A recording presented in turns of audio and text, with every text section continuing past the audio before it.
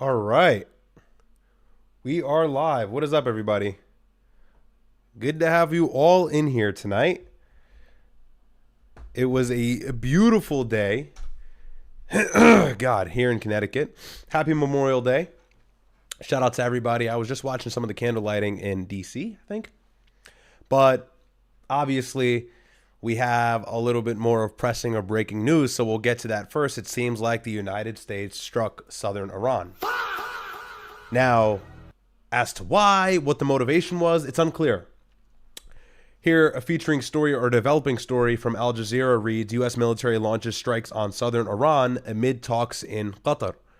As you didn't know, the Iranian delegation is currently in Qatar right now trying to work out a long-term peace deal. And of course, in the midst of that, we struck southern Iran, and CENTCOM, Tim Hawkins, had said the reason was because it was self-defense. Now, whatever that means, I don't know. But this is, again, a developing story. We're going to read a couple articles out of the New York Times and Al Jazeera. I think Sneako's about to call me, so we're going to jump on with Sneako and talk about it.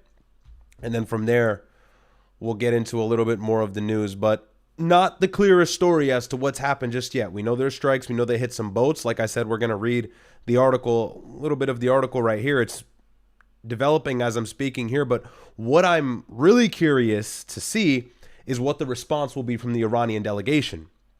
I want to see what Mohammad Ghalibaf, who was the parliament speaker, as well as Abbas Araghchi being the foreign minister, are going to say in reaction to this. If you guys didn't know, for the last 4 or 5 days, we were about this close to making a peace deal with Iran. And of course, Donald Trump said that he spoke to several Middle Eastern leaders, Fattah al-Sisi from Egypt, or even Mohammed bin Salman. And really the motivation for, I believe, effectuating a ceasefire or a peace plan that would last 60 days, which is what the plan was, according to all of these mainstream outlets, was due to not only increasing pressure of a regional war that's been hurting the economies of these Gulf nations, but also the fact that it's Hajj season. It's the holiest month in the Islamic calendar, one of the holiest months, sorry. And so right now is time of the year where all of the Muslims rotate around the black cube in the middle of the holiest site of Islam, Masjid al-Haram, that being the Kaaba. And obviously, it's very unattractive for pilgrims to visit Saudi Arabia, visit Mecca, visit Medina when Iran is hurling missiles and drones over the top of their heads, especially because a lot of these pilgrims are not native to the region. So we'll see what happens. Sneako's calling right now, so we're gonna talk to Sneako. I see her call, Sneako. Hold on, it's coming in on my phone for some reason.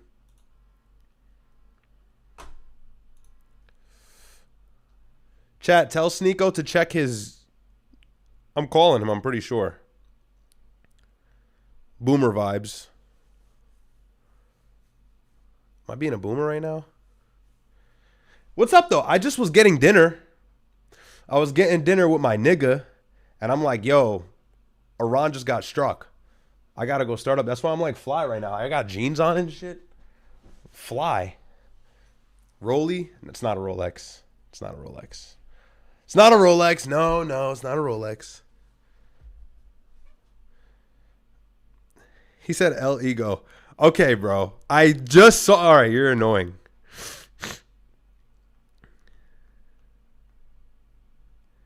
We're calling Sneako, chat. We're calling Sneako.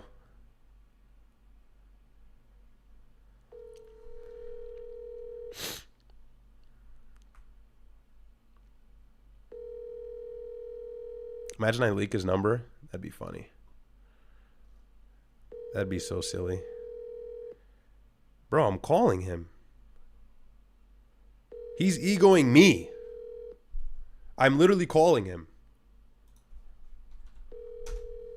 Your call has been forwarded to voicemail.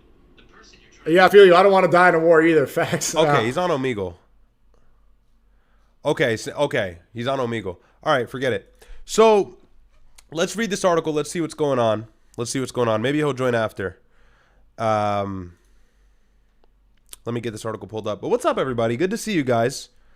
Aside from the fact that Iran just got hit and we're probably about to go back into war, it's nice that at least today was a day off from work. Hopefully, many of you had the day off from work. I know a lot of people don't have Memorial Day off, so shout out to all of you essential workers who had to show up today for a 9 or 8 hour shift. Let me just text him.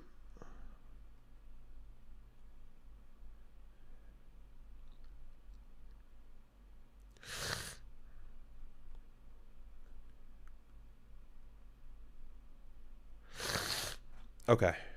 And as you can hear, I'm still sick. No getting away from the sickness, man. It just won't leave me alone. It won't leave me alone. I don't know what to do. Literally won't leave. Someone said sneaker. It's bad. It's really bad. But yeah, I was at dinner with my boy. And I'm going down my timeline on X, always looking at the news, trying to see what's going on. I'm reading New York Times, and I see out of Rerum Novarum, because he's always the quickest with the shit. He has Telegram groups on the ground. I do too, but obviously I have the wrong Telegram groups because I'm not getting updates as quickly as he is. And he reports that Iran got struck by the United States. CENTCOM had announced that they struck the Iran in self-defense, whatever that may mean. We'll find out with these articles here. But I'm like, I got to spark up stream. We got to go over this. So I have a video from Fox. I have a couple articles. Now, why this is happening, I'll explain. At least why I think. Okay, it's speculation at the end of the day. I'm not in the White House. I'm not in the Situation Room. But it's speculation. However, I see with Tulsi Gabbard resigning, JD Vance saying that he's not going to run for vice president anymore, or president in 2028, I'm sorry. Did you see that? JD Vance is allegedly, it's alleged, but it's coming out of the Daily Mail and other verified outlets, is saying he may not run for president in 2028. Why is that? Well, it's because this war is highly unfavorable. And he is the biggest string coming from the Trump cabinet. He is the vice president. He has the second most prominent position in the administration. And so for JD Vance, it's going to be very difficult to keep up a good political image, especially on the debate stage in 2028, when he's part of the reason as to why we're at war with Iran. And you may say, oh, but he's not for the war. He's opposed to it. No, he's actually for the war. He's been saying for years that we need to strike Iran ever since he switched from being a never-Trumper to glazing Trump. He said it at the RNC, and he said it in several different occasions, and he's always saying they're very close to a bomb, and he runs with the bomb rhetoric. He runs with the nuke rhetoric. And it wasn't only the Daily Mail, but a couple other outlets have now verified that JD Vance may not actually be running for 2028. It's not confirmed, but that's what the rumor is floating around. And I'll say this, and I've been saying it for the last few weeks now, I don't like Marco Rubio, and I don't like JD Vance. I don't like anybody from this administration, and none of them will be getting my vote in 2028. Let me make that clear. Now that that's clear, Marco Rubio likely will have a better chance of actually being president. Why? He's more polished. He has more skin in the game. It seems like donors are getting behind him, and he's been able to make better excuses for this war than JD Vance has. The other day on stream, we reacted to JD Vance getting a question from the press in the White House about Trump's inside trading, and he had nothing to say except a tomato red face and a stupid remark after. He really didn't have any valid answer. He's been fumbling over himself. He really hasn't looked the best optically, or at least politically, in the last few weeks. And with this Iran war, it's increasingly becoming unpopular, and JD Vance is going down with that train. And so a lot of people are still in support of the war. I mean, go to any Fox News video on YouTube right now and check out the comment section. Finish the terrorists off. Finish them off. But obviously, right, with Gen Z, right, anybody my age, I'm 24, anybody who's 28 or lower, and even millennials and Gen Xers, they're really not liking the war either. It's the boomers that seem to be stuck on the train. And the boomers are always the last to convert, if they even do convert. But it's okay because boomers won't be alive for very much longer. So their influence and impact in the country is meaningless unless they actually have political standing or they're a congressman or something like that. So it's fine. Yeah, they have voting power, but they won't be around for a long time. But really, the fact of the matter is JD Vance is likely not going to run in 2028. Now, he may run and he may win. He may win. He may win. I'm not trying to say it's over for him, but he's really becoming unpopular. And when you have one of the biggest political commentators making you his main enemy, that being Nick Fuentes, I mean, it's really writing itself its own story there. He's going to have a tough time. I do believe he's going to have a tough time. So we'll see. But I think he senses the growing hate from outside and inside the administration, because remember, even the Senate, a lot of senators were in favor of this war. Now they're voting against it. Slowly but surely, the numbers are adding up. A lot of Republicans were favorable for this war back in February. Now we're seeing the numbers drop. I was looking at stats the other day that said it went from like 80-something% approval rating to like 78. So it's dropping. And obviously Trump's approval rating, his approval rating as president in and of itself, is also dropping significantly. And it's even worse with that of Gen Z, anybody who's younger than 30. And so, you know, the writing is on the wall. And speaking of the wall, all Trump is doing is throwing shit at a wall and hoping it sticks. And that's why I think he struck him again. And this is the whole thing. I've said this before. Wow, I said I'm not going to talk about it until I read the article. This is what we do. What did I say? What was I saying? Because I get yapping. Oh, I was saying this with my brother. Yesterday I was live in the daytime. No, Saturday evening I was live. And we were talking about the peace deal and how peace is around the corner. And I said, well, obviously Israeli media is not happy about this. Very unfavorable and very upset that their dream, and I always say, people laugh, Benjamin Netanyahu's wet dream of attacking Iran and overthrowing the regime is everything. But they need the United States to do it for them. They need the United States to get involved in the war. And so Benjamin Netanyahu, likely since the beginning of Trump's administration, I always go through it, guys, just because there may be new people in the stream. So if this is redundant, I apologize. I'll make this quick. But Benjamin Netanyahu has visited Trump around 7 times in Mar-a-Lago in Washington since the beginning of his administration, starting in 2024. Sneako's calling me. Let me answer. Yo.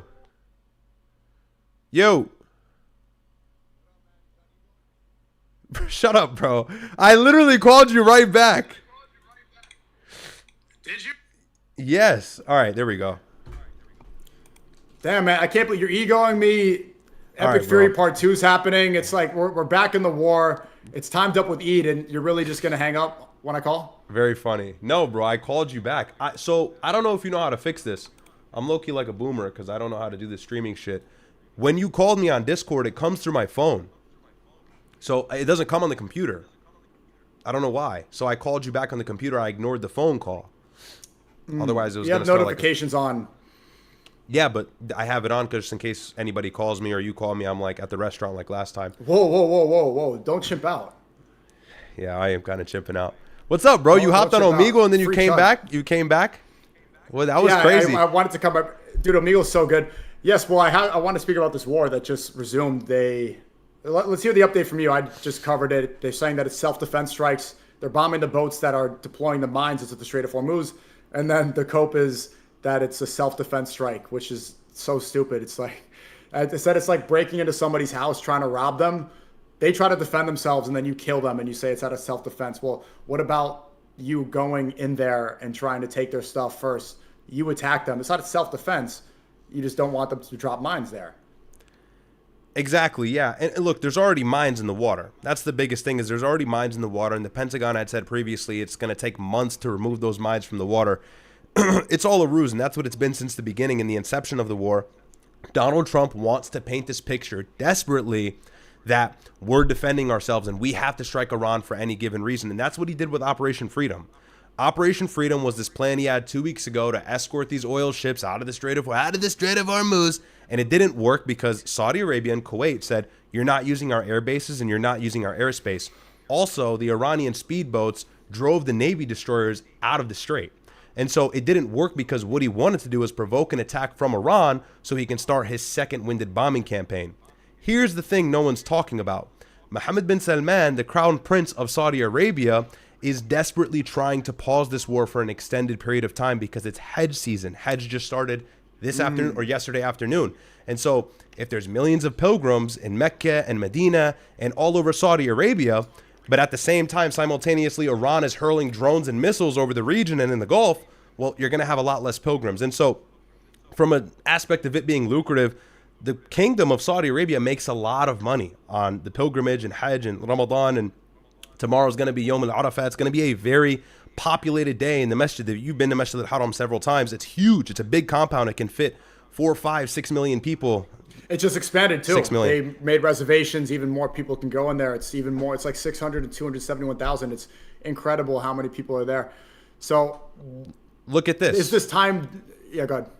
Here, you could take a look at this if your chat can see this. So this is Middle East Eye. They said this 4 days ago. I just haven't refreshed the page. But Trump postponed U.S. attack in Iran after Hajj warning.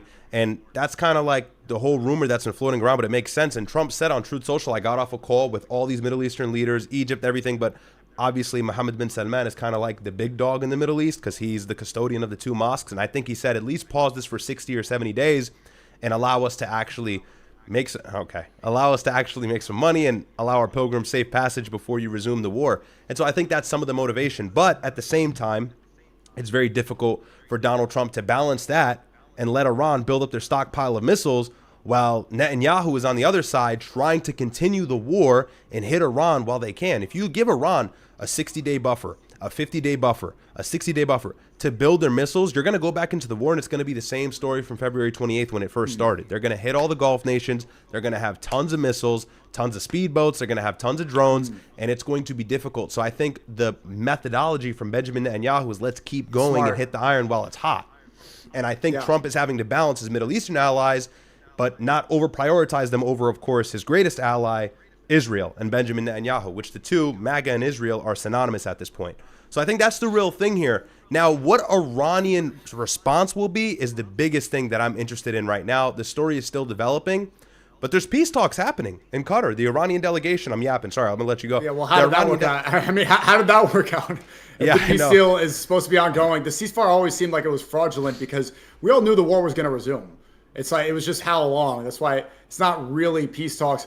Also, that's a great point you brought up. Netanyahu's thinking about this like he can kill two birds with one stone. If Iran was struck all the Gulf nations in the beginning of Epic Fury, when this war first started February 28th, and now you have millions of pilgrims there in Saudi Arabia, you strike Iran. Iran wants to retaliate. Their enemy was already in the GCC. Now, if Iran strikes Saudi again or hits the Gulf coastal regions again, it kills Muslims, and then you have the Shia and the Sunni against each other. You pin the enemy against each other. You can divide and conquer. Exactly. And the other thing about pilgrimage as well, bro, during the Hajj and Ramadan season, a lot of the Muslims who go to Mecca and Medina then depart to Dubai or Abu Dhabi or Qatar and spend a few days there. That's like the common Muslim itinerary is like, yo, let's go do Umrah, let's go do Hajj, and then let's go to Qatar or let's go to Abu Dhabi. And that's like what they always do. So these Gulf nations are also interested in the region being peaceful whilst it's Hajj season, whilst it's pilgrimage season. So that's another reason why it just doesn't make any sense for the Gulf allies to join the United States and starting this war back up when it's a holy time of year. But look, CENTCOM, Tim Hawkins, I believe, said that we did it out of self-defense. I'm seeing right here out of Al Jazeera, there was no real motivation. It doesn't seem like from either side, just aside from the fact that the United States really wanted to start the war back up. And look, we were talking about a peace deal on Saturday. Trump was saying, we're going to have this peace deal. Talks are going well. I've talked to all these Middle Eastern leaders, but then you strike southern Iran. I mean, we're not going to listen to the words. We're going to pay attention to the actions here. It's clearly evident the United States really wants to ramp this back up. And it makes sense because the New York Times the other day and several other verified news outlets at this point, even CNN hopped on it, said that Iran's stockpile of missiles has reached the point of what it was before the war, if not even worse. The intelligence community and the CIA said they are at 75% when Trump was saying it's depleted to like 12 or 13%. And simultaneously, the Iranian delegation actually corrected that and said, no, actually it's 120. And so they're ready to start the war back up. And they're also pretty fortified militarily. I mean, all of this stuff is underground. It's going to have to be a situation where if Donald Trump wants change, if he wants the uranium, he might have to put boots on the ground. And that's the scariest thing. And that's highly unpopular. His approval rating's already at a record low. Imagine he puts Marines on the ground. It's over. And it's already over in midterms. It's 35% in America, but it's 99% in Israel. He might become the next prime minister of Israel. He might run. He might do it. I saw that. I think this coincides not only just to attack the pilgrims there. That's a good point. I didn't notice that. But it always seems to time up with our Muslim holidays. This war started at the beginning of Ramadan, and it ramped up again. There were strikes at the pronunciation. How do you say Dhul Hilal? Dhul Hijjah, yeah. Dhul Hijjah, yes. And then Eid is when? Is in 2 days? I think we see Wednesday, Epic Fury Part 2 Wednesday. It's too... Yeah, they're salivating looking at that calendar. It has timed up completely with Muslim holidays so far. I think I'll be vindicated completely on that. Come back to this when I'm right. No, you may very well be right. It looks like Trump is desperate to start it back up again. Even though at the same time it seems like he's desperate for peace. He has to fumble both of the ideas. But, you know, an important caveat is I don't think Iran would actually strike the Holy Mosque, right? I mean, they do. Shiite Muslims do coincide or identify canonically Masjid al-Haram and Masjid Medina or Masjid Quba and Masjid al-Nabawi to be a part of their theology as well. So it's not that they would hit missiles on the holy mosques. It's just the idea of a regional war taking place while these pilgrims are there. No one's going to go, or it's going to be a very short number to what it was previously. So I think that's what's going to make the biggest difference. And it's so funny as this is all happening. Look at what's happening in Washington. Apparently, and I don't know if you've seen this, JD Vance, we'll talk about that. That was crazy. JD Vance may not be running for president in 2028 now after Tulsi Gabbard resigned like 3 or 4 days ago. Probably And Rubio. Rubio looks like he's running. Telling He already ya. looks like he's. I'm telling you, I'm trying to tell people. I'm like, look, neither of them will get my vote. I hate both of them. But JD Vance is not nearly as polished as Rubio. Rubio answers questions better. He doesn't fumble over his speech. He knows what he's talking about. He's got skin in the game politically. He's ran for president. JD Vance was in the Senate for what, 2 years? And then also he's being attacked from all directions. I think he realizes it's going to be a bad idea to try and run in 2 years. So I agree. He's going to tap out. Rubio is already campaigning. He's answered questions. They come up to him asking about Hamas and Hezbollah and the civilians. And he's like, oh, well, it's not about the civilians. Hamas and Hezbollah, they're human shields. I want to eradicate Hamas. They're terrorists. This is presidential rhetoric. This is somebody who's campaigning. I think they're gearing up for it. I think Peter Thiel and all that tech cabal, they're going to shift over their money to fund Rubio. They're already giving up on JD Vance. You're right.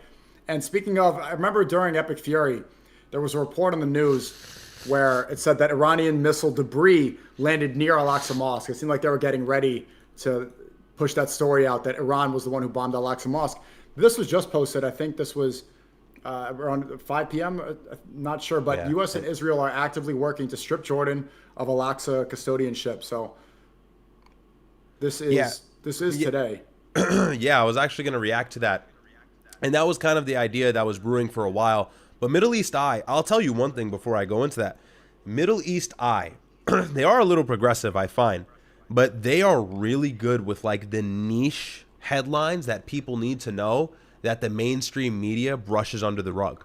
Like they'll talk about something that no one's talking about. And it'll be the biggest bombshell story. So they're always doing good work. But yeah, I had that pulled up on my end here. It says the U.S. and Israel are actively working to strip Jordan of its historic custodianship over Jerusalem, Aqsa. And I think this is just the first step to the greater goal. I think you were completely right earlier. I saw a short clip of what you were saying. They want to eradicate and destroy the masjid. Ben Gvir, the national security official of Israel, who's a very far-right Israeli Zionist, always parades his anti-Muslim entourage at the Aqsa front and tries to insinuate the idea that it's going to be the third temple. This is what they do. They provoke us with the ideology that they're going to destroy the mosque by sacrificing the red heifers. This is all a part of the plan. So it's one small piece after another. It's a domino effect, and I hate to say this, it actually goes against my own will and ability. Like I don't want to see the masjid come down, but it's just kind of like, it's inevitable. Happen. It's going to happen, inevitable, unfortunately. Yeah. And I want people to start saying the Jewish state of Israel the same way that they keep saying Islamic Republic of Iran. Every Trump's True Social post, he keeps saying the Islamic Republic of Iran. Why doesn't he just say Iran? Everybody knows he doesn't need to specify that. He doesn't need to give these descriptive words. So if they're going to talk about it this way, one, we could say the Jewish United States or the United Jewish State, but especially Israel, instead of trying to get away from saying Jewish because people are afraid, they love saying just Israelis, just Zionists. Well, it is the Jewish state of Israel. This is an ethno-state. Iran is not. So if they're going to keep saying Islamic Republic of Iran, I will keep saying Jewish state of Israel and see how they react. They're going to start saying it's anti-Semitic, but on the inverse, you don't see people make the same complaint. Well, allegedly, my brother just said that the ADL now clarified saying Israel dragged the United States into war in Iran is anti-Semitic now. So, you literally can't breathe without being anti-Semitic. It's pretty crazy. And I guess this is important. This is a little bit more into the weeds here. But here, this is the biggest thing to take away. This is like a lot that has to do with the uranium, which is like the crux of this war, allegedly. Yeah, they're really good. They're really fast in the news. This guy follows like some crazy Telegram page. But these are all the stipulations for a 60-day ceasefire extension. So that's how you know we're going to start the war back up. But it mentions uranium, and really the U.S. ask is to seize all of Iran's uranium, which is the ability of them to, or really the item that they need to make a nuclear bomb. They're enriching at 60%. Weapons grade will be 90%. And so they're kind of close, but not all the way. And Trump said this on Truth Social today. Yeah, actually today at 5:45, he said the enriched uranium will either be immediately turned over to the U.S. or to be brought home and destroyed, or preferably in conjunction and coordination with the Islamic Republic of Iran. And look, like he has to be provocative saying that again. Destroyed in a place or at another acceptable location with the IAEA or its equivalent. So this is why I've always predicted accurately that this war is going to continue, because the United States is asking for the very thing that kind of protects Iranian sovereignty, which is their ability to enrich uranium. And we said it. Let me be clear. Obama, he had that figured out to a T, but Donald Trump tarnished it and he ruined it. And Donald Trump didn't tarnish it. This is important to understand. Donald Trump did not tarnish and ruin the JCPOA because he thought it was a bad deal. And he even said that, I think, before he was elected in 2015. He said that because he knew that's what was going to earn him the presidency in 2016. If you say, as your banking running statement on the debate stage, to be elected and get all of the donor class money from the powerful Israeli lobby, if you say, I want to pull out of this deal that's going to guarantee Iran remains powerful by funding their proxies because we release sanctions on them as a result, you're guaranteed to win. And so Donald Trump ran with that, and that's why he was able to get elected in 2016. A lot of people think it was all about Russia and all that. No, it was him pulling out of the Iranian nuclear deal. I think that's why the Adelsons were all over him. I think that's why he got all that money. I think that's why Mark Levin puts his arm over him and says he's the best Jewish president. It's because he pulled out of that deal. That was the biggest mistake for the American people and the biggest benefit for Israel. And that's why the smart people from the beginning were saying Donald Trump is going to start a war in Iran. Nick has been saying that for the longest, and it's because of the JCPOA. So it's the people paying attention that actually understand that. There's 4 reported casualties on the boat, correct? And has there been any response, any Iranian foreign minister, any sort of retaliation? What are we hearing from the IRGC? So right now I've been paying attention to Al Jazeera. It's still a developing story. It doesn't look like there has been a response from the Iranian delegation, and that's because they're all over the place, and maybe that was strategic. The delegation, the parliament speaker, and the foreign minister, Abbas Araghchi, are in Qatar right now, if my details serve me correctly. And so they're not even all together to really make like a joint statement. However, I'd pay attention to their Twitter accounts. They're probably going to say something very soon here. And this is what the U.S. does. We bomb them, then we step back and say, oh, no, don't worry, ceasefire is still going. We bomb Bandar Abbas, we bomb Qasem Island, we bomb Minab, we bomb all of these cities on the coastline. And then we say, don't worry, ceasefire is still on. And Iran is like, no, it's not. Like, there is no ceasefire. You keep attacking us. And you keep attacking the ships in the strait, and you keep blocking our naval ports, blocking our blockade. So we're poking the bear. We're trying to start the war up. But I think what maybe Trump wants is a strong and aggressive response in the Gulf countries. Maybe he wants to see Iran deploy or launch a drone attack on Dubai again, on the UAE as a whole. That's their main enemy anyways, because the UAE is Israel. They're like the same thing at this point. So who knows what the strategy is? It's unclear. But it's unfortunate to see. It seems like this is probably going to be a rough week in terms of actually getting a peace deal. Go ahead. Were you showing something? Look at Riyadh. Riyadh's happy now that the war's back. He's like, yes, content. You're yes. Crazy. I saw you say that. I saw you say that. I'm not gonna lie. I was farming the war crazy, but I just started to branch off into other things. I'll be honest. What is that? The USA will get... Well, the war is inevitable. I mean, look, it was going to happen anyway. So anyway, yesterday, Trump posted on Truth Social saying Israel will not be bombing Lebanon any longer. They are prohibited for doing so by the USA. Enough is enough. This is yesterday, but ABC News just reported that Netanyahu is intensifying the attacks on Lebanon. So they're not listening. Clearly, it's you can see who's in charge. I see this debate. They're like, who's really in charge, U.S. or Israel? Okay, well, this is a perfect example. Trump made it clear what he wanted, and Israel disobeys and does it anyway. Well, the thing about this whole situation is Netanyahu is actually in the best position possible. And I'll tell you why. Iran is saying one of the biggest sticking points for this ceasefire to persist is no war in Lebanon. Israel can't bomb Lebanon. And so the United States is like, okay, no problem. But again, remember, a ceasefire or a peace deal is contingent upon Israel not bombing southern Lebanon. And so for Netanyahu, all he has to do every single time there's a ceasefire is bomb Lebanon. And then that inevitably drags the United States back into the conflict. Remember on April 7th, when we had the peace deal and the ceasefire officially, the next morning, Israel bombed Lebanon with 100+ strikes in a suburb south of Beirut in southern Lebanon and killed so many civilians. It was their biggest bombing onslaught since the beginning of the war in February 2028. And so February 28th, sorry. And so like when you look at all those facts, it's pretty obvious every single time things slow down, Israel heats it up in southern Lebanon, and then Iran says, no, we're not doing a deal because you keep bombing Lebanon. And Donald Trump has literally no power there. What can he do? Stop Israel from bombing? How's he going to do that? He's already given them billions of dollars worth of weapons. they're going to do what they want with those weapons, and no one's going to reprimand them. So Israel has the ability to agitate the conflict at any time. And it's kind of like clockwork. Every single time you see the ceasefire or a peace deal potentially happening, expect southern Lebanon to get hit. And that's for two reasons. That's for Hezbollah, the Iranian proxy, but they also want to annex southern Lebanon. They want it. They believe it's their land. They want to take it, and they're working very hard at it. Apple Maps already removed all the village names in the municipalities. It's a matter of time until they probably get that goal as well, and then the West Bank, and then Gaza, Jared Kushner's big city, that this is what they want. And maybe it's too schizo, but if you look at the beginning of the war, Trump says, okay, no new wars, and then Epstein files releases, Netanyahu visits, and then we go into the war. Then Trump says, okay, we're going to have a peace deal. Everything's going to be fine. Some random guy that was stopped by the Secret Service, he chimps out, starts firing shots into the White House out of nowhere, right? Some random guy that was already stopped by the Secret Service completely chimps out. And that was in the midst of the peace, in the peace deal, and the ceasefire. So once again, I don't know, maybe that's schizo, but it looks like I don't know, some people are thinking that they're activating sleeper cells to threaten whenever things don't go the way that they want. Yeah, I see that. And look, like, I'm very reluctant with the conspiracy theories. I don't like to talk about these things without smoking gun evidence. However, I will say the timing is interesting. Just 2 days ago, there was another White House shooting. It's like, okay, this is really weird timing as he's saying a peace deal is about to happen. But I mean, at the same time, it could just be that Donald Trump is really hated. I mean, think about it. Has a president ever been unanimously hated by the right and the left like this?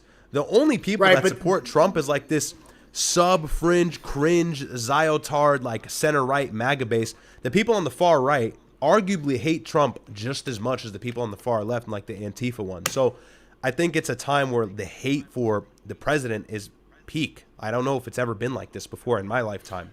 But what were you going to say? What do you think about the feds subpoenaed? Think about this. The feds just subpoenaed Hasan Piker. I don't think that this is something to celebrate. I'm seeing everybody rejoice. I saw Randy Fine, Laura Loomer, all the usual suspects, Mike Rappaport, all the usual Zios. I also saw Nick Fuentes celebrating this, which I thought was weird. He said like the same tweet as Loomer. I think that, Hassan is saying all these things about me. He calls me a Nazi. He calls me a Holocaust denier for years. Has affected my career. But I see what's happening. It's like this is clear political persecution. I don't think they actually care about what he's doing with Cuba. What did he give him? Some Band-Aids? Is this guy really working with the Russian government as a proxy through Cuba? No, I don't think so, but maybe I'm wrong. It seems like Trump found a way to get at one of his major political opposition, especially because Hassan is a Muslim guy, right? He represents Muslim Marxism, the thing that they are demonized the most, alliance between the left and Islam. They keep saying this. Hassan is that. So if they can find a way to target him and make him an example, they're going to use it. But what do you think? Is this something that we should be chimping out over and celebrating? The chimping out word is really good. I don't know why it's funny, yeah. No, it's hilarious, actually. No, I mean, I'll say this. Look, I don't like Hasan Piker. I'll be God honest with you. And I'll probably oppose you in the opinion that people shouldn't be celebrating. Look, if you're celebrating something and then you look to your left and you see Laura Loomer or Jake Lang celebrating about the same thing, 9 times out of 10, you are celebrating about the wrong thing. That's a problem. I will say this is an exclusion, and I'll explain why. I do think it is weird that he has these conspicuous connections with Cuba. I don't know what he's doing with Cuba. Cuba is an adversary. They're a hotbed historically for foreign influence, and they're 50 miles away from our coastline in Florida. They have drones. They have military capability because of these other countries giving it to them, like China and Russia, maybe even Iran giving them weapons. Who knows? They're always doing something sneaky and weird. And so I think if anybody's dealing with a foreign adversary in our hemisphere, yeah, they actually should be subpoenaed. However, I do think that Hasan Piker has been right on many of the quote-unquote like America First, anti-Israel positions. And it's interesting, right? Donald Trump, right away when somebody shows some interest or some leniency towards like a Soviet adversary like or a communism adversary like Cuba, then he indicts them right away or he subpoenas them right away. But when it's the other way around and somebody's anti-Israel and all this, he just kicks them out of the country. Visa students can't even say free Palestine. They get kicked out of the country. It's obvious. Look, Donald Trump is Jewish, okay? The president is Jewish. MAGA is Israel. Israel is MAGA. But I don't really like Hasan Piker. He's always attacking you. He's always attacking my brother. He's always attacking Nick. And like, to me, I kind of feel like he's sometimes a piece of shit, because why not align with these guys even if they have opposing views than you? He calls you guys Nazis and stuff, and that's just so not true, especially you. Regardless, and you've tried to connect the bridge many times, and he just attacks you. So it's like, you know what? He wants to play around with Cuba.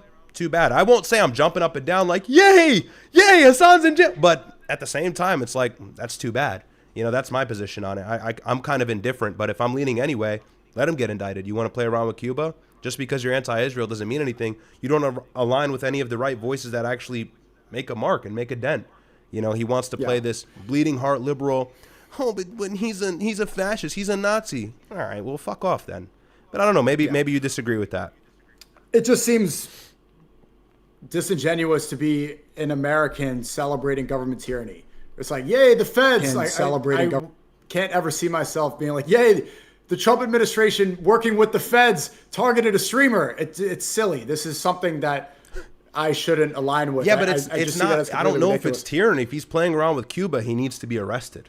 And he also has said weird shit before. So, I mean, the facts aren't out. And so until the facts are out, innocent until proven guilty, 100%. But if you are, and that's what I'm reading. That's what I'm reading on Fox News. The story is not developed. That's what I'm reading on other alternate news sources as well. But if you're playing around with Cuba, you can't do that. Is he really? Is this guy like a government official? Is he like an agent of Cuba, or is he a guy obsessed with optics and seeming like a good person? Did he establish some charity because the power is completely turned off in Cuba? This is horrible. It is. But he's so anti-American. And so that's why I get a red flag from him. It'd be one thing if he was like, oh, we need to stop doing this to the Cuban people. We don't need a regime change Cuba. That's totally fine. That's a fair position to have. But when you're like this Marxist, communist, socialist, and you're saying these things as well, and you're also saying, oh, 9/11, and like he said something positive about 9/11 in a vague way, it's like, oh, okay. Like, you know, he's straddling the line of like an it's extremist. Indefensible. He's a hard person to defend. The communism and the Marxism is like, there's nothing defensible about that. That's what I'm saying. I'm not jumping up and down because I know the Jewish lobby is really salivating over this headline, so I don't want to align myself too closely with that. But at the same time, you ask me, hey, what do you think about Hasan Piker? Well, he can go to jail. It's too bad for him, you know? And look, this is the bigger issue is you can support Israel so closely and this doesn't happen to you. Right. And that's what also we need to talk about. That's where you can bring up the element of tyranny. Right. Like if somebody's in bed with Israel doing things that are actually go against the Constitution, especially when they're a political official, nothing happens. And that highlights a double standard. So Hassan is kind of doing the dirty work for us by highlighting the double standard in our government. However, he is this really weird far left like Marxist. And bro, again, he just always attacks you. He shits on you. Like shits on like he does it for fun. Yeah. So I don't really like that guy, but maybe I do too. But I do too. But this is where unity is more important, and where I think it's important to put your ego to the side. So I think the greater goal is more important than petty differences. But yeah, this guy's hurt my career heavily. Maybe that's the reason I'm banned on Twitch. When he was getting pressure by the ADL, and they said that he was a 9/11 supporter and all this, Twitch fed me to the wolves and banned me instead. And Hassan was calling me a Nazi for years. He helped that narrative. He helped out the ADL. He helped out the Jewish lobby by calling me a Holocaust denier. So the favor has not been returned. Absolutely not. Bro, fuck that guy. Hey, I'll say this. Unity is true, but it has a threshold. So and this is where like I'll step outside my own body, or I'll step outside from the third person perspective, and I think the holistic opinion should be this. If somebody's Muslim, if somebody's Christian, if somebody's this, that, whatever, but they're for the mission of taking the country back from Israel, hijacking it, and all of the foreign influence and the death choke that it has in our government, everything like that, then that's great. But the threshold to me is when you're like a communist, Marxist, like super far left. It's like, all right, you're anti-Israel, but like you got to be over there. And bro, think about the Free Palestine protests. All of these protests are filled with young, very vigorous, aggressive, passionate, non-violent Muslims who are about my age, a little younger, a little older, who want to change. And so they're doing their activism. I don't really do activism, but they're doing it, whatever. That's their right. But then you have this fringe, like, LGBTQ crowd, like, Free Palestine. It's like, nah, nigga, you're not with us. So, like, you have to draw that line. And I think Hasan Piker's on the other side of the fence. You know what I'm saying? And it's like, we got to... Someone said in the chat, it's just like the Tate thing. So, like, we're getting pressure after the club across, and Tate goes, Sneako did it, throwing me to the Jewish lobby, right? Hassan, right, getting pressure, the Jewish lobby. It's like, Sneako did it. I'm not the Nazi. He's the It's actually the same exact situation, just on the left instead of the right. So, sure, yeah, there's a valid point. But is there? I saw you had other tabs open. What else could we see about this new Epic Fury Part 2 Electric Boogaloo? You're hilarious, bro. Nothing so far. I don't see anything so far. There's nothing really breaking as of yet. I'm looking at Rearm's Twitter. It just seemed like CENTCOM announced that they struck southern Iran out of self-defense. I don't see any real pressing updates. I'm paying attention to New York Times and Al Jazeera and waiting for them to update as time progresses. But it seems like this is an attempt to get the war to start back up, or at least get their last hit in. Maybe they do know there's going to be a ceasefire for 60 days and give the Muslims what they want. And so they're trying to destroy the mobile launchers before they start the ceasefire, slow Iran down a little bit, put them a dent, or give them a dent in their program before they resume the war in 2 or 3 months. But I think that's what it is. I don't think this war can stop. This war has no political off-ramp that has good optics for this administration. So it's like you might as well just go right through the wall and finish the war by militarily defeating them. It's going to be long-winded. It's going to be hard. It can be done, but it's going to take time. But for Donald Trump to just pull out and say the war is done, he lost. Completely and utterly lost. Strategically, people say militarily we won. No, we lost militarily too, because they hit our air bases. All of our bases in the Middle East, they hit them. And we couldn't use those same bases in our Operation Freedom because Kuwait and Saudi Arabia said, no, we're not giving you the bases anymore, likely because they didn't want to get hit with Iranian drones or missiles. So, it's an L for the U.S. This is going to have a big dent on not only Donald Trump's legacy, but this is going to set the U.S. back a couple years in terms of munitions, Patriot interceptor systems. Like, we could be using this for Taiwan. Like, China's actually a formidable adversary that we can try and push our influence on with that first island chain, but no, we're worried about Iran. So it's so stupid. It's the silliest thing ever, and it's setting our country back. Well, who knows how far? But no real updates. I'm absolutely and utterly wondering. So they have 4 people dead on that boat, and they were trying to stop the mines. You said there are a lot of mines already in the Strait of Hormuz in the bottom. Does this stop, or does this open up the strait? How does this change the economy? What, with these strikes that just happened? Right. Does this open up the strait at all, or is it exactly where? Like, what was the purpose of the strike? I mean, why target this boat if there's all these mines at the bottom of the strait? Well, that's why the United States said it was out of self-defense. What that self-defense entails, the details are unclear at this point. I'm seeing unofficial reports on Twitter, but there's no real reason as of why we did it. So it seems like we just may want to start the war back up. But in terms of like opening up the Strait of Hormuz, that's a long-scale, long-winded project. That's going to take several Navy destroyers. That's going to take lots of air campaign. You got to realize, right. So for then the how United is this self-defense? It's what not. Is the strategy it's not. It's this? Bullshit. It's the common bullshit that comes out of Washington and Central Command since the war started. If we want to open up the strait, it's hard. It's way harder for us to go in and re-secure the strait than it is for Iran to just disrupt it. With a couple speedboats, couple missiles, couple drones. That's all they need to get these oil vessels to stay still. Versus the United States to open it back up, we have to completely eradicate Iran's ability of sending drones into the water, sending speedboats into the water. Then we have to tell the oil vessels, hey, it's okay, you're good, follow us, nothing will happen. And then Iran is bloodlusted on the coastline ready to hit these ships. So it's just not going to be like a 2-3 strike, oh, the strait is open. It's not going to happen. I think the point of this was to agitate the matter. And also, look, Israel is going to hit southern Lebanon, so we might as well just get started. Israel is going to strike southern Lebanon and make it impossible for Trump to have some sort of peace. And if we do reach a ceasefire, it's going to be 60 or 70 days. And then probably by July or August, we're going to get back into war. That's my prediction. I could be wrong, but I don't see this ending. Oh, July, August. You don't see this ramping up sooner, because if they actually want to open the strait, it's going to take a lot more firepower, a lot more boats. And this didn't really accomplish anything. You took out one boat from dropping mines, but there's still so many other mines there. You're going to need to back up what you just did. I don't see it just being one attack. It can't just be one and then you wait. This is something that you need to follow up on. Trump's got to, well, we're going to see the Iranian response, and that's really going to tell us where we're going. But Trump's got to do something, because midterms are in November. He's about to lose a ton of influence, and he's gotten nothing done. We started this war for regime change. Bro, the regime is even worse now. We killed Ali Khamenei, and now his son is in charge, Mojtaba Khamenei, and he's even more extreme. And there's been Saudi officials who have said his son can't get in power for years. He's way crazier than his dad. Now the son's in power. So, we're dealing with a more extreme regime with arguably just as much, if not more, munitions prior to the war. I mean, it's going to be very hard. But at the same time, what can Donald Trump do? I mean, imagine you're Trump. You either pull out of the war and look like a big, fat, dumb loser, or you continue the war and make it seem like you're winning. Like, oh, we destroyed this, we destroyed that. Pete Hegseth, go to the Pentagon and say that we destroyed their missiles and say that we destroyed their nuclear program and, like, fondle a lie for the American people so the Fox boomer base can be satisfied. I think maybe that's kind of the idea as well. Because, bro, remember, when we were striking Iran, a lot of people thought we were, like, winning. There was so much work that had to go into, like, disarming the propaganda, and I think it's probably going to happen again where Trump is going to say, we've been incredibly successful, and it's an incredible failure.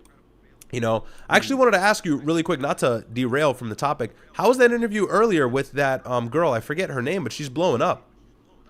Yeah, she's one of the good Sudanese. Most of you guys are, she's one of the good ones. It's hard to find a Sudanese like. No, she was great. I'm joking about. Cora was great. Great conversation. Super smart, super knowledgeable, and she's an expert, man. She's gonna do damage to that propaganda in the West.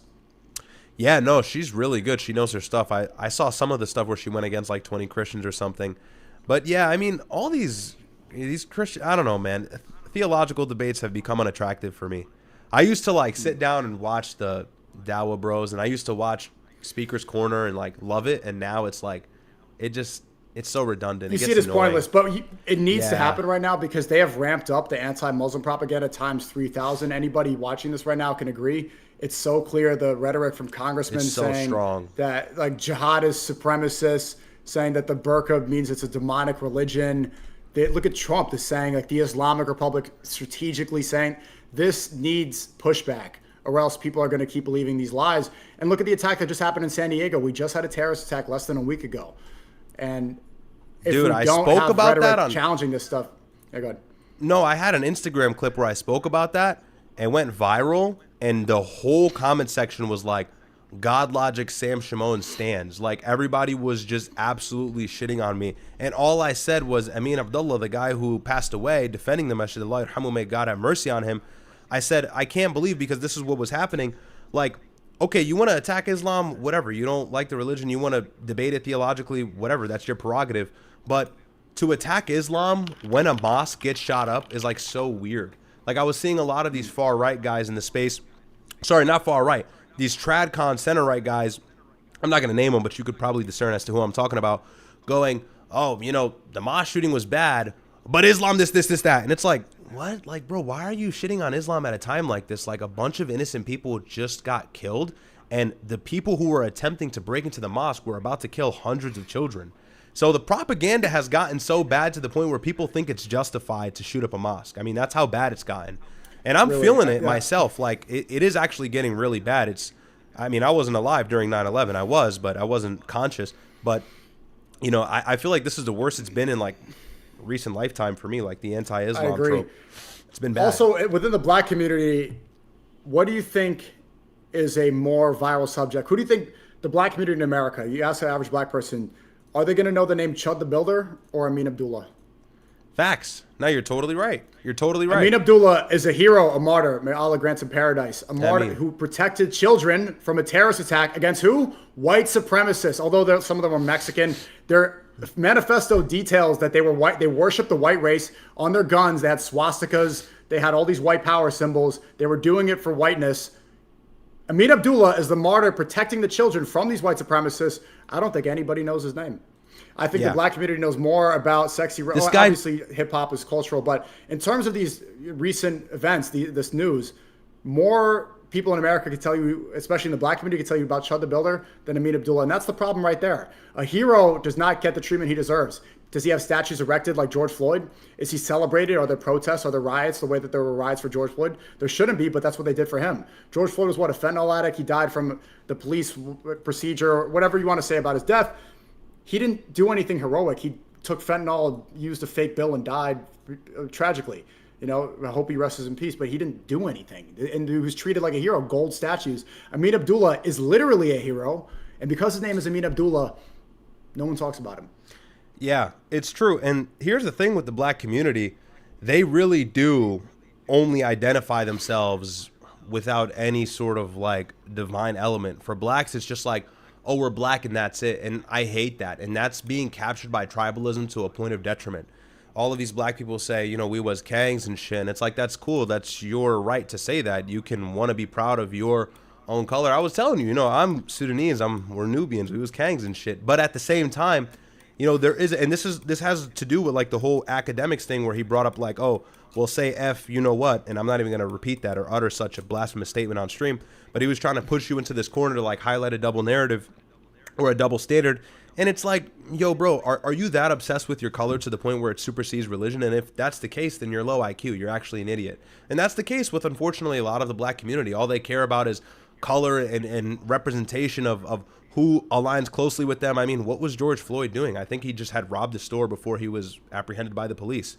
Amin Abdullah was an honest, hardworking man working security outside of a holy place, and in defense of that holy place got killed because I believe, if I got the details correct from the story, he was shot several times and accidentally, or he was killed because of his gunshot wounds because he was trying to like reach for his radio and let everybody inside the mosque know to lock down in the schools and stuff. And so like he died like the true essence, the true way a martyr would die. And then, you've got George Floyd, like bro just robbed the store and he was vindicated and he was seen as this heroic figure resisting police. And it's like, bro, it's so sad how far gone the community has been. And I always try and rectify things and say, look, we need to be better. And then I just get absolutely shat on in the comments. So it is what it is. I don't care. I'll always continue to say it, but you're completely right. Yeah, this guy he should have statues erected everywhere. He was a black man who lost his life defending children. That's way more honorable than George Floyd. George Floyd was on drugs and robbed a store. Like, nigga, how are we comparing the two? And people will see me say that and go, hey, he's a far right, crazy Nazi. And it's like, are you serious? Like, it's crazy how saying that gets you in tons of trouble. I've been looking at all the heat you've been catching on X, and I'm like, yo, what? Sneako's takes are like actually super based on this, and everybody's getting mad. So, and you know what they're saying? They're saying, I want somebody, there's like, somebody should attack him again. Like, that's the rhetoric. They're like, okay, well done. People like Chud are saying that you're violent, low IQ, low impulse control, and then you're saying that I should get attacked and pepper sprayed because you don't like what I say. Bro, you kind of just fell into their narrative. These are the sick people that call for violence. These are the people that we're dealing with. Look, I'll show you the clip where I was chimping out. I was going crazy on this, but it's because of the stuff that I was seeing online. Here, you could look at my screen. Let me know if you have that pulled up. All right, you're just egoing me. I'm saying Aiden I'm playing. What is wrong with you? This guy just got murdered in cold blood. He hurt nobody. Banger. And this is the stuff that some of these people on the right, these traditional conservatives, do. Give up the anti-Islam rhetoric. It's corny. And I guess because I'm a Muslim, you may not want to hear it from me, but I can guarantee you it discredits you because you're so ideologically captured to the point where you've lost a sense of humanity. When a mosque is shot up and Muslims are killed in cold blood, the first thing you go is, yeah, I condemn that, but hey, backpedal. There is no but. You have your grievances with Islam, totally fine. To attack Islam and its political basis and the ideology and the religion when a mosque just got shot up is like a really cheap, weird thing to do. What the is? And bro, the comments, super, you would think, reasonable take, fair statement. Fair, I thought that was regulated. I thought that was a good state. And the whole comment section, bro, oh, but Islam. It's like, whoop, right over your head. So there's that's just another reason why it's going to bro. happen on Eid. They're gonna use Eid. Wait, if you can go back to Instagram, can you pull up Daily Wire for a second? I'll show you why those comments are happening. You could already see what they're saying in your comment section. You don't need to show it. We all see it every single day. Yeah, it wouldn't load anyways. But yeah, we know exactly what they're saying. Okay, I'm on their Instagram. And there's a reel. I think it's a reel, like if you could share the screen, somebody diving. Yeah. Okay. Which how one? How often do they post? Scroll a bit. Yeah, if you go to their reels, keep going. Do you see somebody jumping? I see this guy running. It's like off of a cliff. You sure it was a reel, not a post? I could find it, but it was just somebody reacting to it, so it's kind of. Well, so the comments were shitting on him? No, it doesn't even show the comments. It shows why you got those comments. I think it's important to pull. Like the mainstream propaganda and how it's. Yeah, I would actually like to see it if you could find it. Let me see, because it's really bad, bro. It's really bad.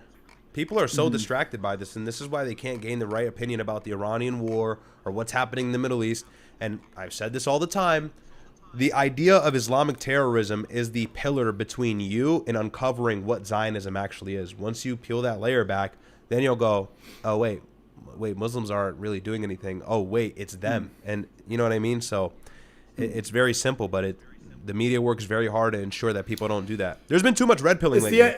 There's been way too much red pilling lately. Yeah. It's the end of the red pill. Like, if you look at what the most evil ideology is and what do they demonize the most? Muslims, so the inverse must be true. Islam is the truth based off this. But they would not target it this much if it weren't true, and they can't beat it through rhetoric. They have to just destroy it through propaganda. The Instagram post was some guy jumping off a cliff into a water, and the caption said, me after ignoring people who called me Islamophobic, posted by Daily Wire. So, like, look how free he is of Islamophobic attacks. That's why. It's ramped up more than I've ever seen. This has got to be on Eid, unfortunately, but we got to stay prayed up regardless. We got to keep pushing back, man. It's sad. And I'm not gonna lie. Let's go pray in Times Square right now. The next one doesn't matter. Let's go up to the city. I'm close. We're gonna go pray to Times Square. Get your dates. Do you have a thobe? We got a brown max. We're gonna show up like third worlders. I have a thobe at home, actually. Yeah. Should we throw it on and just IRL stream with the thobe and the hat and the kufi? We might get shot. It's like not a good idea. No, we're good. We're good. No, I'm playing. It wouldn't even be from a Zion. It would be like one of Academic's fans. Ain't that motherfucker that said the Chud? You never know. Yeah. You know? By the way, I haven't seen you IRL stream in a minute. So are you taking a break from that? Are you done with that? In the air? I thought when I was in Asia, I'm like, I'm going to come back to New York City first thing and be like, I'm outside Dolo by myself. No security. What's up? But I haven't had the time to yet. I'm enjoying the desktops, but I'm gonna go back. They're saying Knicks 1 go IRL. I want to go see this stuff. It's gonna be shaking outside. I'm telling you, they're gonna be chimping out outside. It'd probably be a really good stream, but you do have to avoid the AC fans because they're gonna chimp out on you. I'm not gonna lie. They're probably listening to Iceman. Yo, nigga, is that Sneako? Yo, is that Sneako, nigga? Yo, you would say you fuck with Chud the Builder, nigga? You know what's insane is that these Clippers keep, like, Aiden's texting me right now because the Clippers posted something, and I asked you guys to respond to it and post that it's like, Sneako calls out Aiden. No, I didn't. Even in that clip with the act thing, they're like, Sneako says words don't have meanings. No, I didn't say that. Fearbook had a clip go viral. Joe Budden, Andrew Schultz, everyone else, who else talked about it? All these people, podcasts are, Sneako doesn't think words have meanings. I didn't even say that. The Fearbook caption did. That wasn't my point. I didn't say words don't have meaning. I said don't allow people to have control over you through words that are hurtful. Just ignore them. And they're like, but you think words don't have meaning? Duh, duh.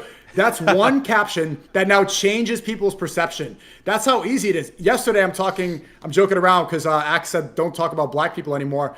I said, okay, well, I can't talk about black people. You're from Jamaica. Don't talk about America anymore. Go back to Jamaica. And then they caption it says, Sneako, racial tirade.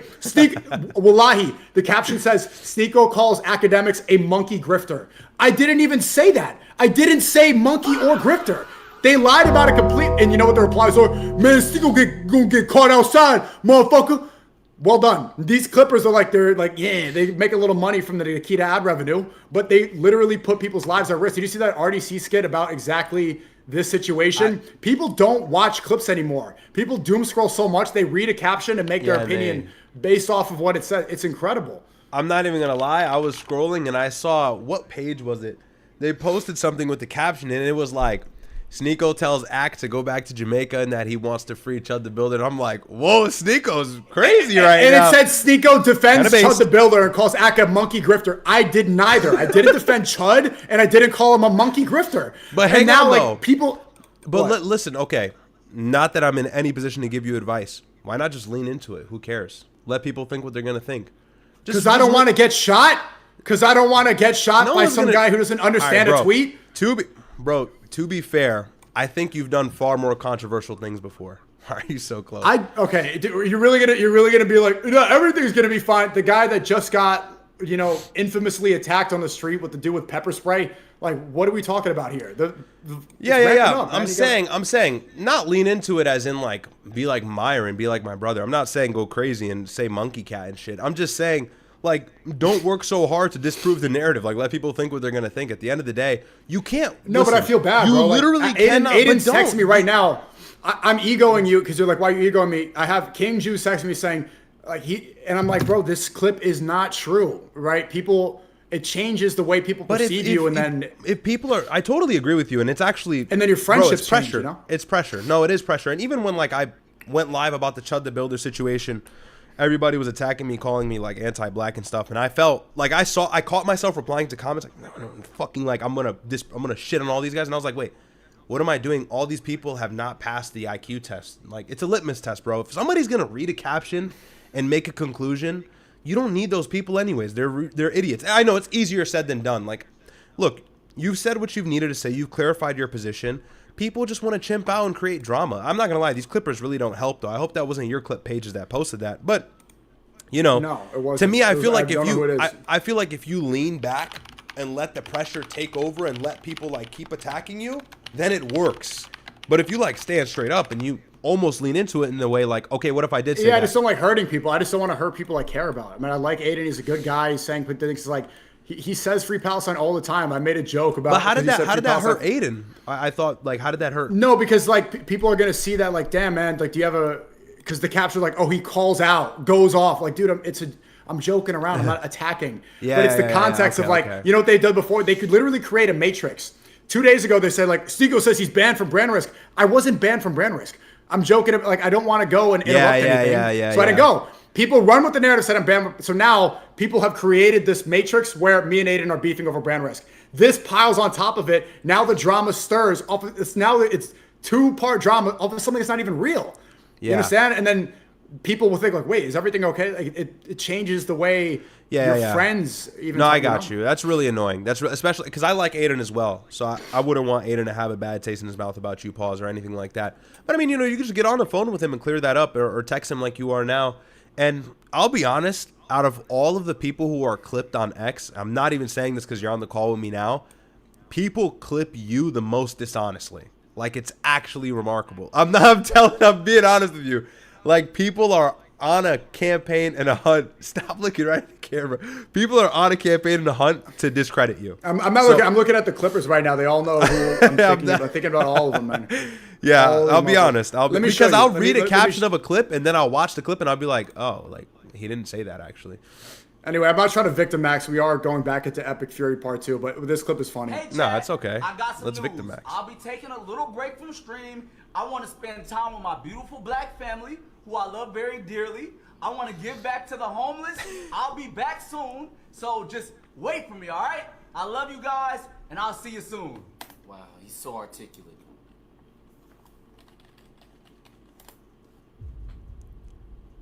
Slap anyone with the flag. Hey, bro. What's up? Hey, big fan. Oh, hey, appreciate Wait it, man. until you said that shit on stream. Oh, man, I gotta do it. I'm sorry, bro. Oh, so you gotta do that. Yeah, I gotta do it, bro. You What got mean? to. I got to. Like, on God, you gotta do that shit. On God, I'm gonna do that shit. Okay, bet. Yeah, okay, Just bet. let me.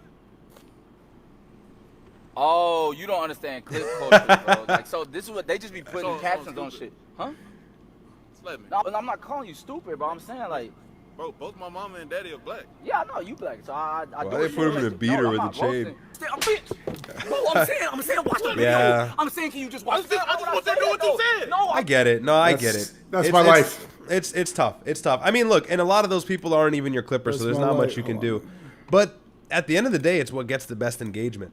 Hey, even me, bro. There's sometimes I'm clipped out of like context. Like I'll see a random clip. I saw a clip of me on TikTok, and every Muslim in the comments were calling me a murtad. Like, you know what that is, right? Like, Oh, I messed up my audio. Yep. I can hear you. Okay, my bad. No, I was just saying, I had that happen before too. When we debated about the Times Square thing, bro, every Muslim in the comments of a certain TikTok clip were calling me a murtad. Like they said I left the religion. They're calling me a kafir. And like, it messed with me. So I was like, wow, like this is like... Yeah, you gotta throw hands over that word. I feel so slandered. Yeah, I'm not gonna lie, bro. That's chimp out. That's chimp out language right there. If somebody calls you that, it's very disrespectful. So you can't say that, you know. But it is what it is. It's take it on the chin. I guess when you want to do this media stuff, that's what comes with it. But you'll be good, man. I think if you should go IRL stream right now. I don't think anything will happen to you, inshallah. I think you'll be good. I don't think academics fans are rolling the streets like I'm not afraid of academics fans, dude. Like I'm not. Those are the ones that are. Those are the ones that are gonna attack you. It's not even. There's a lot of different. Bro, think about it right now. Think about this. All the groypers, whenever I'm mentioned on stream, do you see the chat? Literally unanimously, fuck Sneako, really bad. like a It's really receipt. bad. It's That's really them. bad. It's MAGA, really bad. MAGA hates me, right? You got all the Zionists who are saying that I'm a Muslim communist, the Nazi stuff. I just got banned from Australia. The Jews are upset. You know who dominates the Knicks games? Jews. They love the Knicks. They're out there in packs and in hordes. Okay, obviously the Groypers are, they don't really go, whatever. They're not going to be at a Knicks game or whatever. But there's a lot of different people from a lot of different communities all have a reason to be like, that's that motherfucker. Like, Yeah. yeah. Yeah, no, I know. Yeah. I know. It doesn't help, especially because you're Muslim too. It just makes the attack even worse. You're kind of like the streaming Kyrie Irving. You know how Kyrie got attacked after he posted that documentary when he played for the Nets and like Nike dropped him and everything. And he had to do the apology tour and do the that. I feel community like service. Kyrie's literally hated by like everybody. So, it's yeah, bro. Oh, he's loved by the Muslims. We love him. Yeah, we do. I've always loved Kyrie. He's been my favorite player. When he took his stance, I was like, wow, so based. I expected nothing less. But it is what it is, man. I'm always here. I have your back, if anything. So. Now they're saying Murtard in the chat. I mean, that word, I don't really care, to be honest. Like, nothing. But, yeah. Anyway. Nah. But, yo, it's great to good, catch bro. up. What were you about to say? No, I said you're good. You're good, bro. Don't worry about them. But I hear you. Your grievances are valid. Maybe don't lean into it. You make a good point. So it is what it is. Yeah. But, yeah, no, man. I'll get back into the war. Congrats. The war's back. Now you got some content for the next couple weeks, man. Yeah. You're back at it. Like, there we go, man. You're rubbing your hands together. You're going to get some shekels. The viewer count's going to go up. Listen, Proud of tomorrow, are you going to – I'm going to try and fast tomorrow. I don't know if you were going to try. It's Arafah. It's a big day. What time to start? Fajr? Right? Fajr, yeah. Fajr to sunrise to sunset. And if you make dua between Asr and Maghrib, it's the most accepted time ever, like of the year. Okay, I have to. I'm already losing so much weight with these streaming hours, but okay, Yeah. I got to go munch on some food now then. Yeah. Okay, yeah, I'll do it. Fine. If you're doing it, chat, put me in the chat if you're going to do it too. We gotta do it It's not mandatory, but it's highly recommended. So if you can, you should. Put me in the chat. If you guys are doing it. Let's see. I'll do it if you do it. Yeah. I'll see you soon, Riyadh. Inshallah, And bro. I'll Talk text to you about bro. the thing. Salam alaikum, bro. Text me. Wa alaikum Peace. salam. All right. Did I just leak his stuff? No, I didn't. Okay, perfect. All right. And we're back. Okay. Straight to the business. No distractions. I'm going to read chats, and then we're going to get into what's going on with the situation in Iran. Okay. Let's see. Michaka says, what's up, brother? That BMW sick on your Instagram. Thank you so much. And thank you for being a member for 2 months, bro. Shout out to you. Appreciate it. Mr. Ferdinand said, W Monkey Cat. Okay. Thank you, Mr. Ferdinand. Always supporting. Man Like Lefty said, Sneaky did it. Sneako did it. Julian Graca.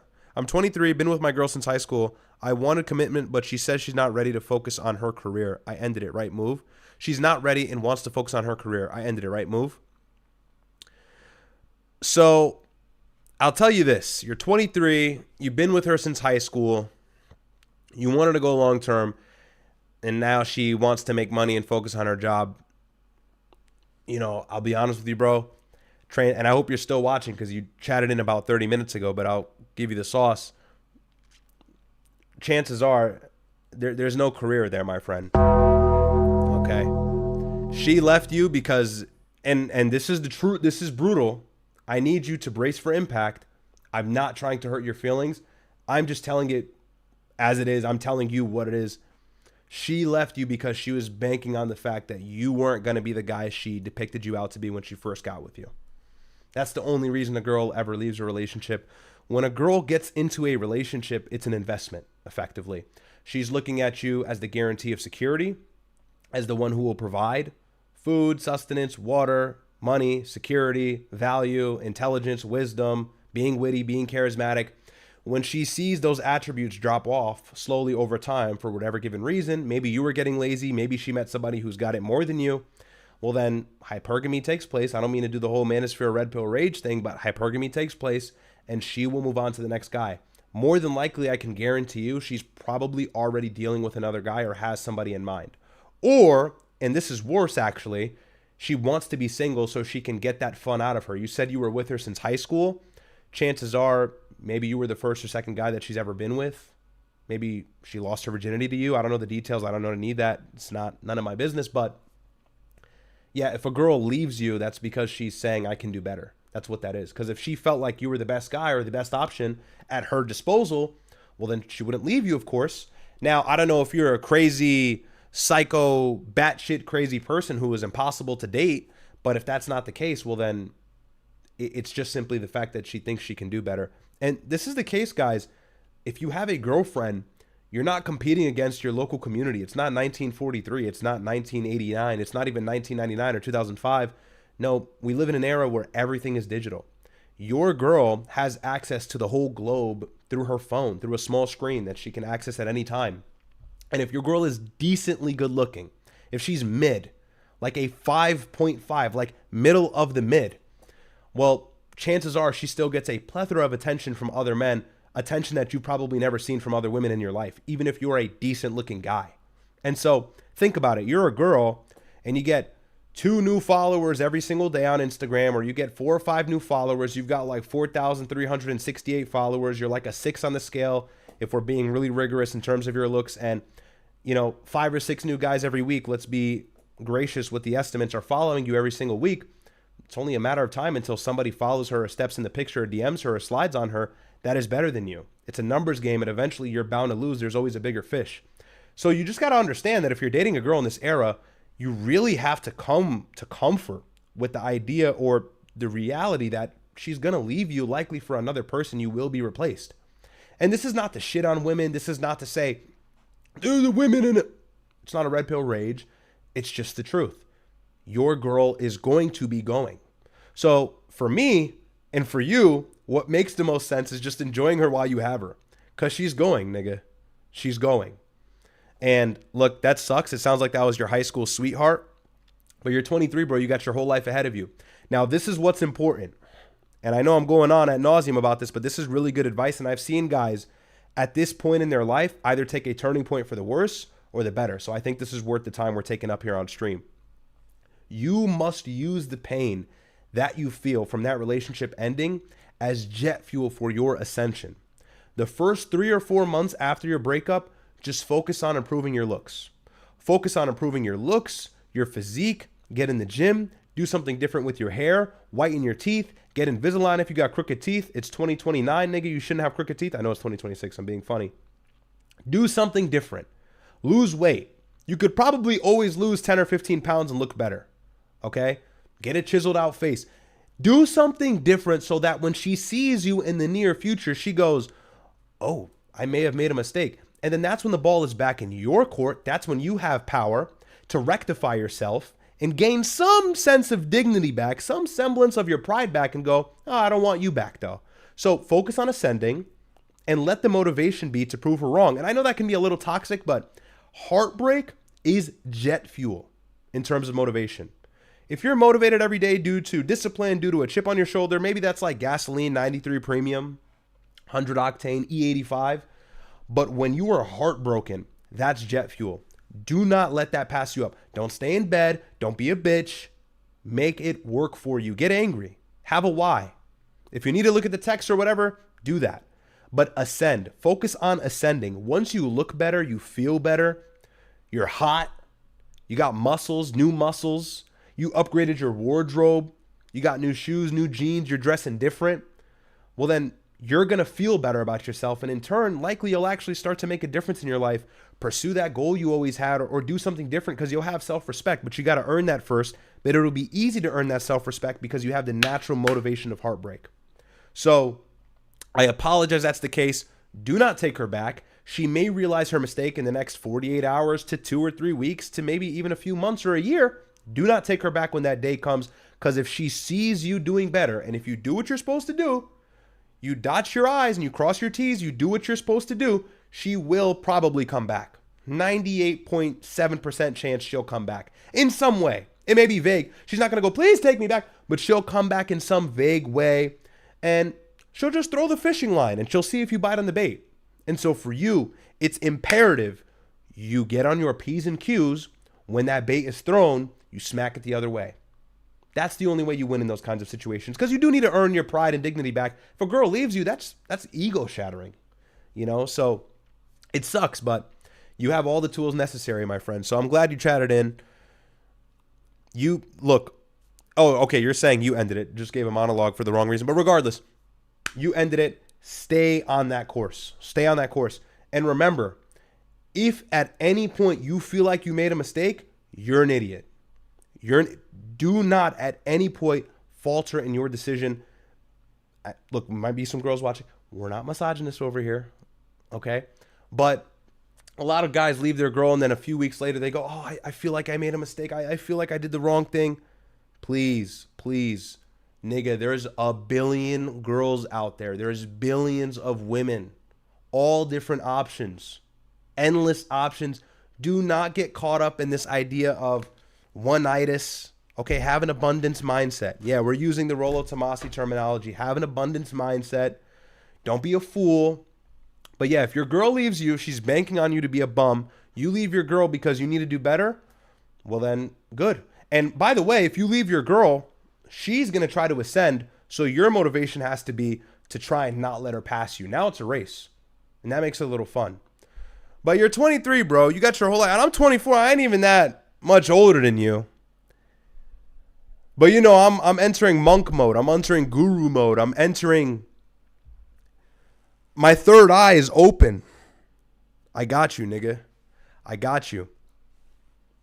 But yeah, if you're going through heartbreak, hopefully that hits. I see now you said you ended it. My bad. I didn't realize you said that. But look, you ended it because maybe she was drawing away too much attention. Yo, last thing. I'm really done here. If you're a guy and you're under 28 and you have a girlfriend, what are you doing? What are you doing? What are you doing? If it's not your wife and you did not get married in the church or the mosque, what are you doing? I don't care. It's not a hot take. You're either going to get married and have a religious relationship with a girl and build a family and build your bloodline, actually spread your seed, do something with it, or be single, focus on yourself. I can never have a girlfriend at this age. I would kill myself. Are you serious? I got to do stream. I got to work. I want to hang with my niggas. I'm with my niggas, bro. My niggas are my girlfriends. Pause. Without the sexual part. No homo. I'm with my dogs all day. I was just with my boy getting food. Like, I can be around my niggas and just go on my phone and not talk for 2 hours. But my niggas right there on the couch, and so my niggas is with me. All my niggas... No, I'm kidding. I'm not going to sing that song. But, you know, it's... You got to have a brotherhood, a close-knit 2 or 3 guys you can depend on for anything. That's so much better than a girlfriend at this age. It's such a waste of time. You don't have what she's going to ask you for. You don't have the time. You don't have the energy. You don't have the money to give that girl the lifestyle she desires when she's at peak beauty. Let her go date the 33-year-old, bro. She's going to roll back around when you're 40. She's going to roll back around when you're 33. She's going to roll back around when you're 35 or even super successful at 28 or 29. Do not rush into a relationship. And if you're a young nigga in a relationship, I really hope the girl's doing everything you're asking her to do. She's saving you time. She's doing laundry. She's cooking. She's cleaning. She's not being a headache. She's an asset. That's like 1 out of a million. So if that's the case, more power to you. But that's usually not. Highly advised, stay out of a relationship. I'm telling you, I've seen it. I've seen it. I know so many people. I've seen it. Take my word for it.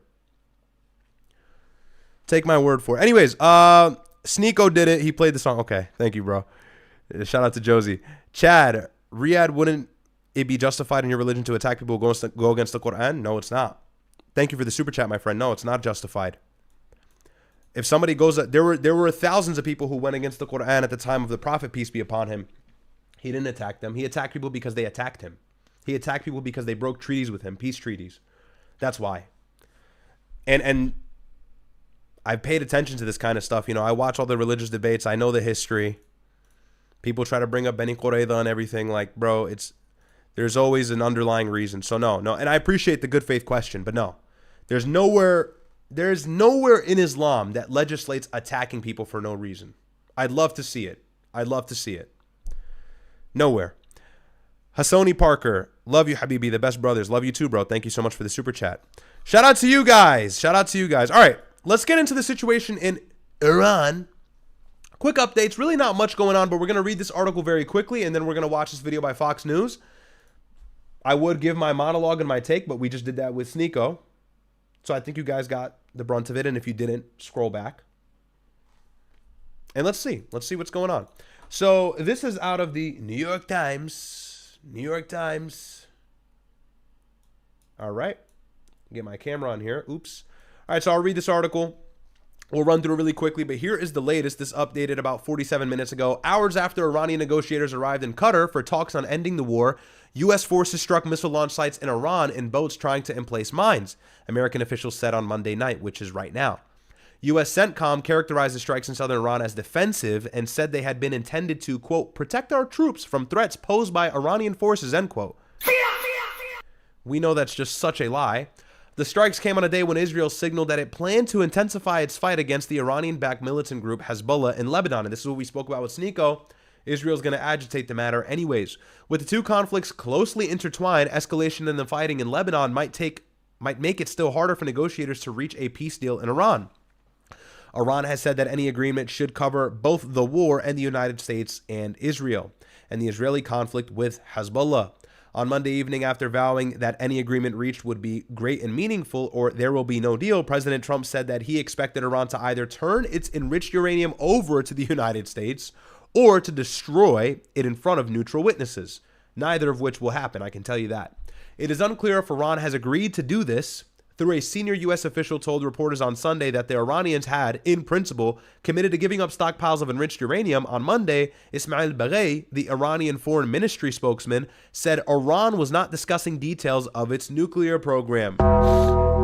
So who's lying here? I think you can make that conclusion quite easily. The fate of Iran's nuclear program was just one critical aspect of a potential peace deal that remained unclear on Monday. So was the status of Iran's stockpile of missile status.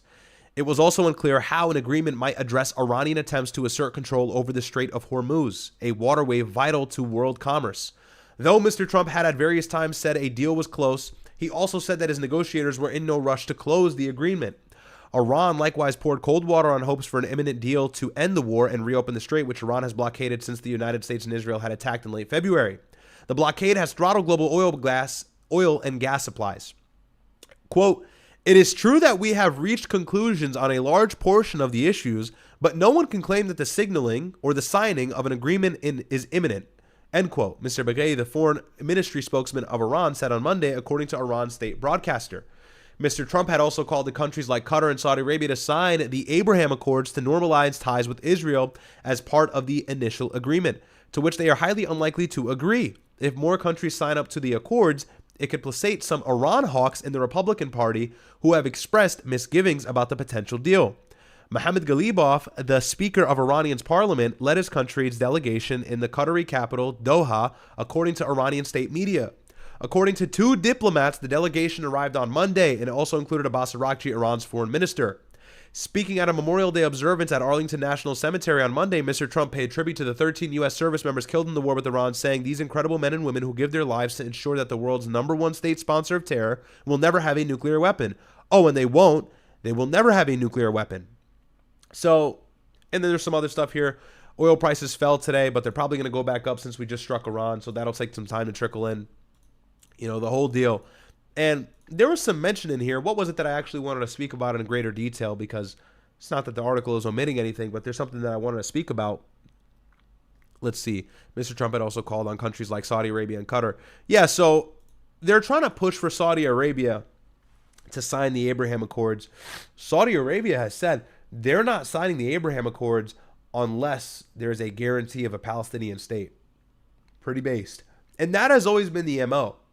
Now, they were shifting to the idea of signing the Abraham Accords without any formal plan of a Palestinian state being enacted, but that's when October 7th happened, and I think, and a lot of people have the theory that Hamas attacked, and I think they said this themselves, Hamas attacked on October 7th because they knew Saudi Arabia was potentially about to sign the Abraham Accords, and the Abraham Accords is pretty much the Cuck Accords. You normalize relations with Israel, and you promise to do trade with them, you promise to help them out, you promise to be an ally militarily, all these different things. And there's several countries that have signed the Abraham Accords. I think Bahrain is one. You have Sudan, unfortunately, really big L for Sudan. So I'm not proud of that. Morocco and a few others that I can't remember right now. I think Jordan's on there. And so, you know, they want other countries to sign these Cuck Accords, but Palestine is a pressing question for Saudi Arabia to sign it. So, and this is what I said earlier, right? We have to protect the region. That's Mohammed bin Salman, the Crown Prince of Saudi Arabia. He cannot have missiles flying over during the pilgrimage season. But let's see really quick, who's on the Abraham Accords? because I don't know why I'm forgetting. Oh, of course, how could I forget? Israel themselves, UAE. So you have UAE, Bahrain, Israel, obviously, Morocco, Sudan, and the US. Okay, so yeah, just all I missed was the UAE. But let's take a look at this video here. I don't know if there's really any details they're going to give us, but I'll try to find under the videos as we're watching this. Back here with some breaking news that we are following for you. This being reported by Reuters' very own Phil Stewart, putting this out on X, saying U.S. forces carry out strikes in southern Iran in self-defense. U.S. Central Command says U.S. strikes targeted missile launch sites in Iranian boats seeking to lay mines. U.S. Central Command says U.S. military will defend U.S. forces while using restraint during the ongoing ceasefire, Central Command says. So activity is brewing right now in the Middle East here, and this all comes as negotiations seemed like they were going in a positive direction.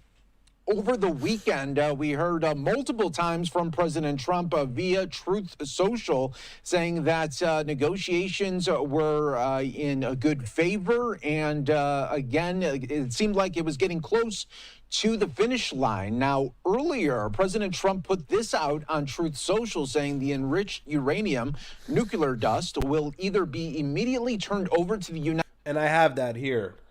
I actually have that here. So let's go into his Truth Social very quickly before we conclude the video. So that's that right here. Trump says and I read it with Sneako, but we'll actually go into this here. The enriched uranium nuclear dust will either be immediately turned over to the U.S. to be brought home and destroyed, or preferably in conjunction and coordination with the Islamic Republic of Iran, destroyed in a place or at another acceptable location with the IAEA or its equivalent being witness to this process and event. Thank you for your attention to this matter, President Donald J. Trump. And then, obviously, Rerum Navarum on Twitter. Where's that post? I just had it. But we had the multi-point proposal that would enact our 60-day ceasefire. Let's go through it together. We went through it last time on stream, and let's see how realistic this is. So, 60-day ceasefire extension, no Iranian tolls on the Strait of Hormuz, and this is the U.S.-Iran Memorandum of Understanding as per Axios. No Iranian tolls on the Strait of Hormuz, so they can't make money on the ships anymore. Iran will clear all mines and lift its blockade first. The U.S. will end its blockade once Iran does it first and meets these demands. The U.S. will issue some sanction waivers in relation to Iran's oil industry. Commitment from Iran to never pursue nuclear weapons. Iran will commit to hold talks on the complete suspension of Iran's nuclear enrichment program and the removal of its enriched uranium stockpile. So this is a little bit less maximal, right? Just talk about the idea of eventually removing the enriched uranium. And then we have Trump here saying the enriched uranium, nuclear dust, will either be immediately turned over or to be brought home. So, okay, that's all for nothing. We'll continue on here. The U.S. will commit to hold talks to gradually lift sanctions off Iran and discuss Iranian frozen assets, which is good for Iran, I suppose. U.S. will not withdraw any forces from around Iran, and that's actually one of Iran's asks previously. They said that they have to withdraw all the military forces within their periphery. So it's going to be hard for that to be met as well. And then the war between Hezbollah, and this is the biggest kick right here. This is regulated. The war between Hezbollah and Israel will end. Israel will be allowed to take preemptive action to prevent these. This will include airstrikes and drone strikes on Lebanon. If Hezbollah behaves, Israel behaves. And so, I mean, you know, if you've been here long enough, we know where this is going. Okay, both sides making big maximalist demands. However, it really doesn't seem fruitful that we'll get any sort of conclusion or peace deal. And look, we might get a temporary ceasefire, but the war is going to start back up.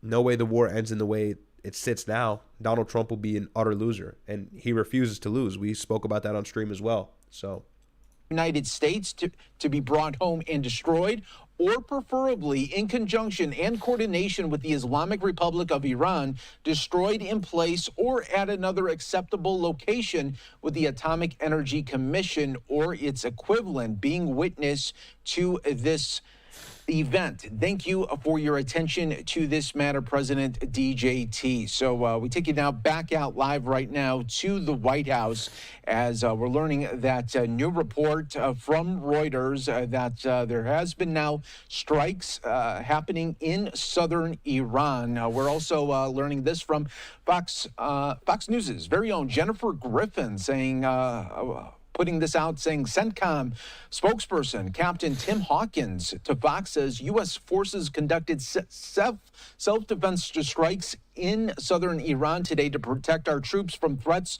posed by Iranian forces. Targets included missile launch sites and Iranian boats attempting to emplace mines. U.S. Central Command continues to defend our forces while using restraint during the ongoing ceasefire. So now Reuters and Fox News continuing to report on this breaking news of strikes now in southern Iran from the U.S. forces, feeling that they needed to do so in self-defense. This is all happening as negotiations are trying to get to that finish line. We'll continue to follow the very latest here for you on Live Now from Fox. But on this Memorial Day, learning that there is now some big activity going on in southern Iran from U.S. forces right now. We'll keep an eye on this major breaking story and update you throughout the evening as well. Let's take a 2-minute break, everyone. We'll be back with more on Live Now.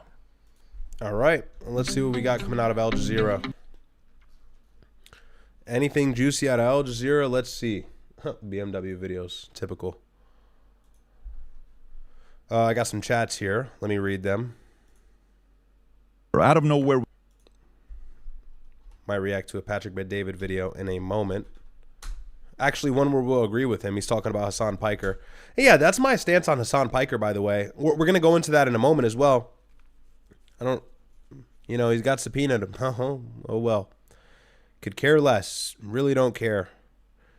All right, let's see.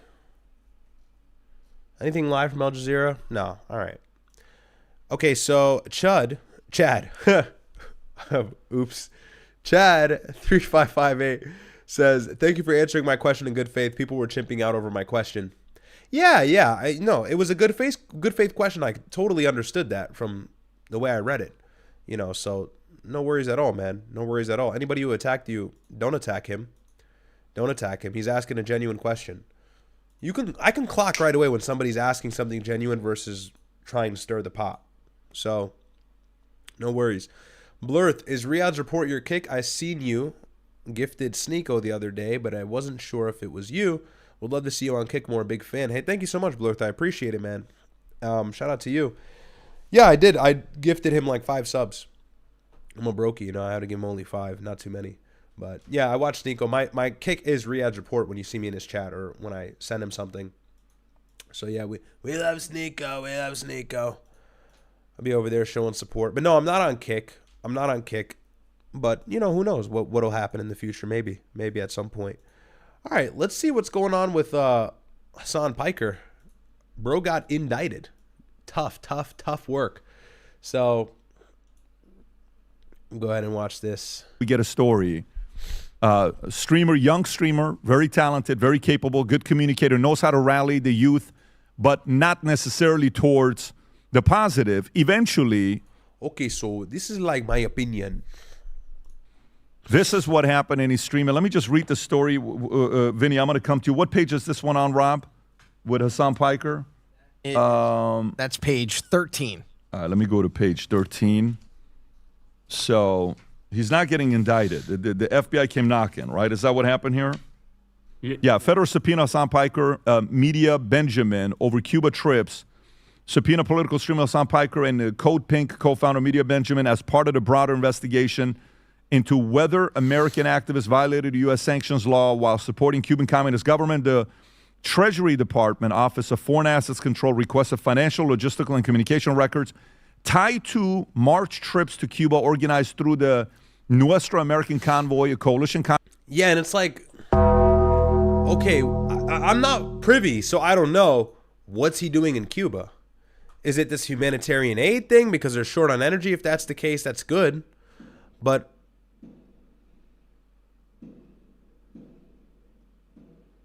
chat, can you hear that?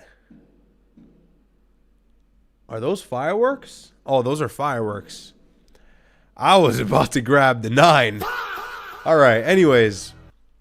Yeah, so what are you doing in Cuba? Is this humanitarian aid thing, or are you doing something else? I don't really trust Hasan Piker, so. Communist activists, influencers, and community organizations that deliver supplies to Cuba's ruling Communist Party The investigation reportedly involves as many as 40 American citizens and forms of a larger federal effort targeting foreign It's influence. fireworks. It's fireworks, guys. It's fireworks. I'm surprised the mic picked that up. That shit was loud in person. It's fireworks. It's the season. It's the season. Can I just say, who else is excited for July 4th, man? Who else is excited for the summer? I can't wait. I can't wait. I love the summer. Love the summer. So that'll be a really fun time. I love when I hear fireworks, man. It reminds me of the summer season. Best season, by the way. Sorry. Let's get back. Operations tied to extremist movements, political violence, and organizations accused of promoting anti-U.S. narratives. Fox News Digital businessman Roy Singham allegedly funneled hundreds of millions of dollars into nonprofits promoting pro-China, pro-Cuba, and anti-American activism. Code Pink reportedly received more than $1 million after Singham, from Singham after his marriage to co-founder JD Vance. Organizations tied to Convoy, Democratic Socialist America, the People's Forum, and so here, don't worry, we won't derail too much. We'll continue on with the video, but this is him talking about it. I'm sure you had to be vague because he's under investigation. Obviously, he's been subpoenaed, right? And I'm not going to lie to you guys. It's not great. The news is not great. Okay. Is his suit huge or is his head like super little? What's going on? It's like some, what is it, Beetlejuice action? Like, why is maybe the suit's just not fitting him? I'm not sure. I mean, it's bullshit, but still not great that, you know, they're after your boy. They're up my ass. And I'll obviously get into it right now. I'll tell you all about it, but let me blast off real quick. Interesting. We will free you, brother. Yeah, free me. Free me. Yeah, he's cooked. He is cooked. Full meltdown mode? It's not great. All right, he didn't go full meltdown mode. That's clickbait. And funny enough, Nick said this on May 24th, yesterday.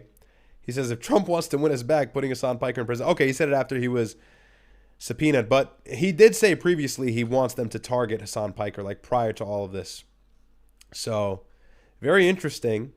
And here's the Fox News actual article. Let's see if they link the article here. I was reading this earlier. So let's take a read and then we'll watch Patrick Bet-David.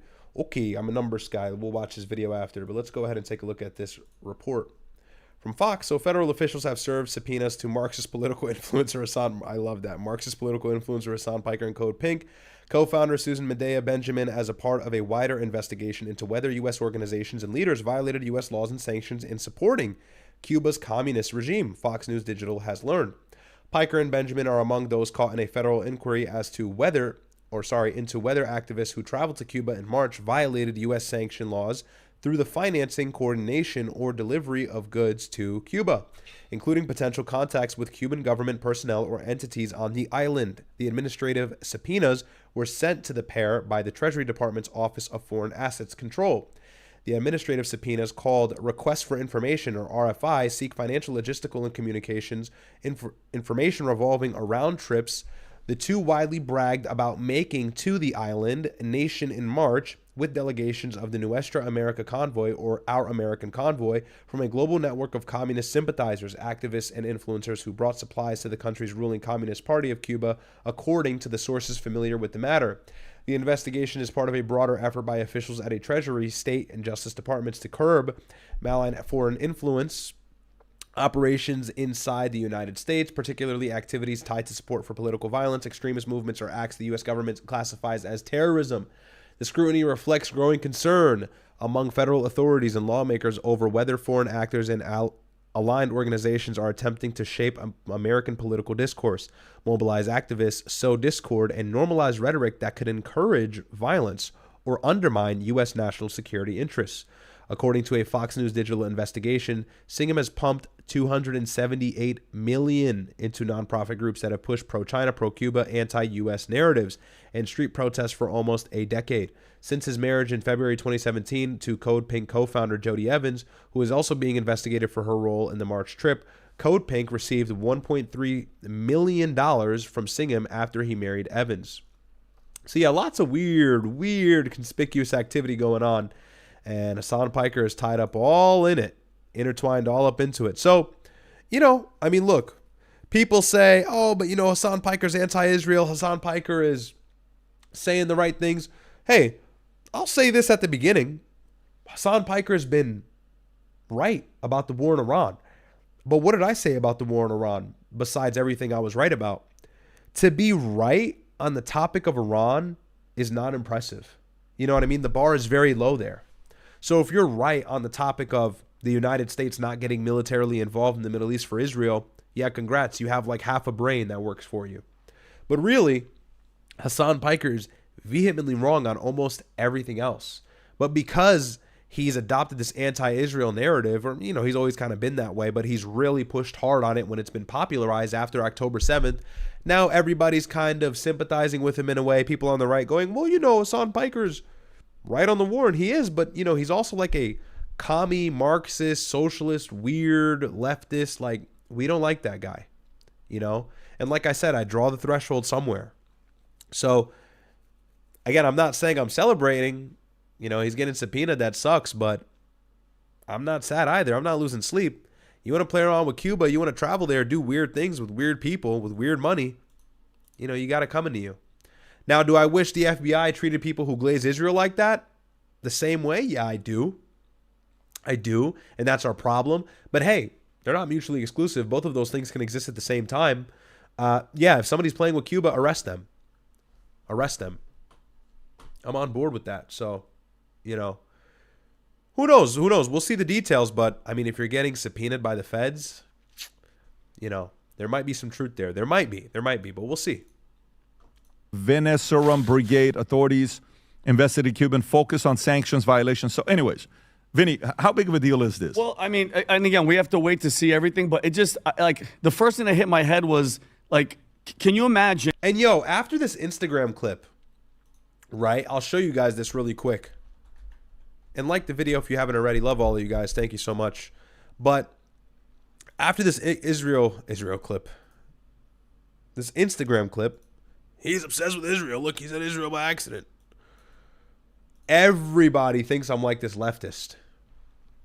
Oh, stop playing. I know there's no audio. Cold blood with you. This guy just got murdered in cold blood. He hurt nobody. And this is the stuff that some of these people on the right, these traditional conservatives, do. Give up the anti-Islam rhetoric. It's corny. And I guess, and so, by the way, this clip popped off. It got like 30-something thousand views, whatever.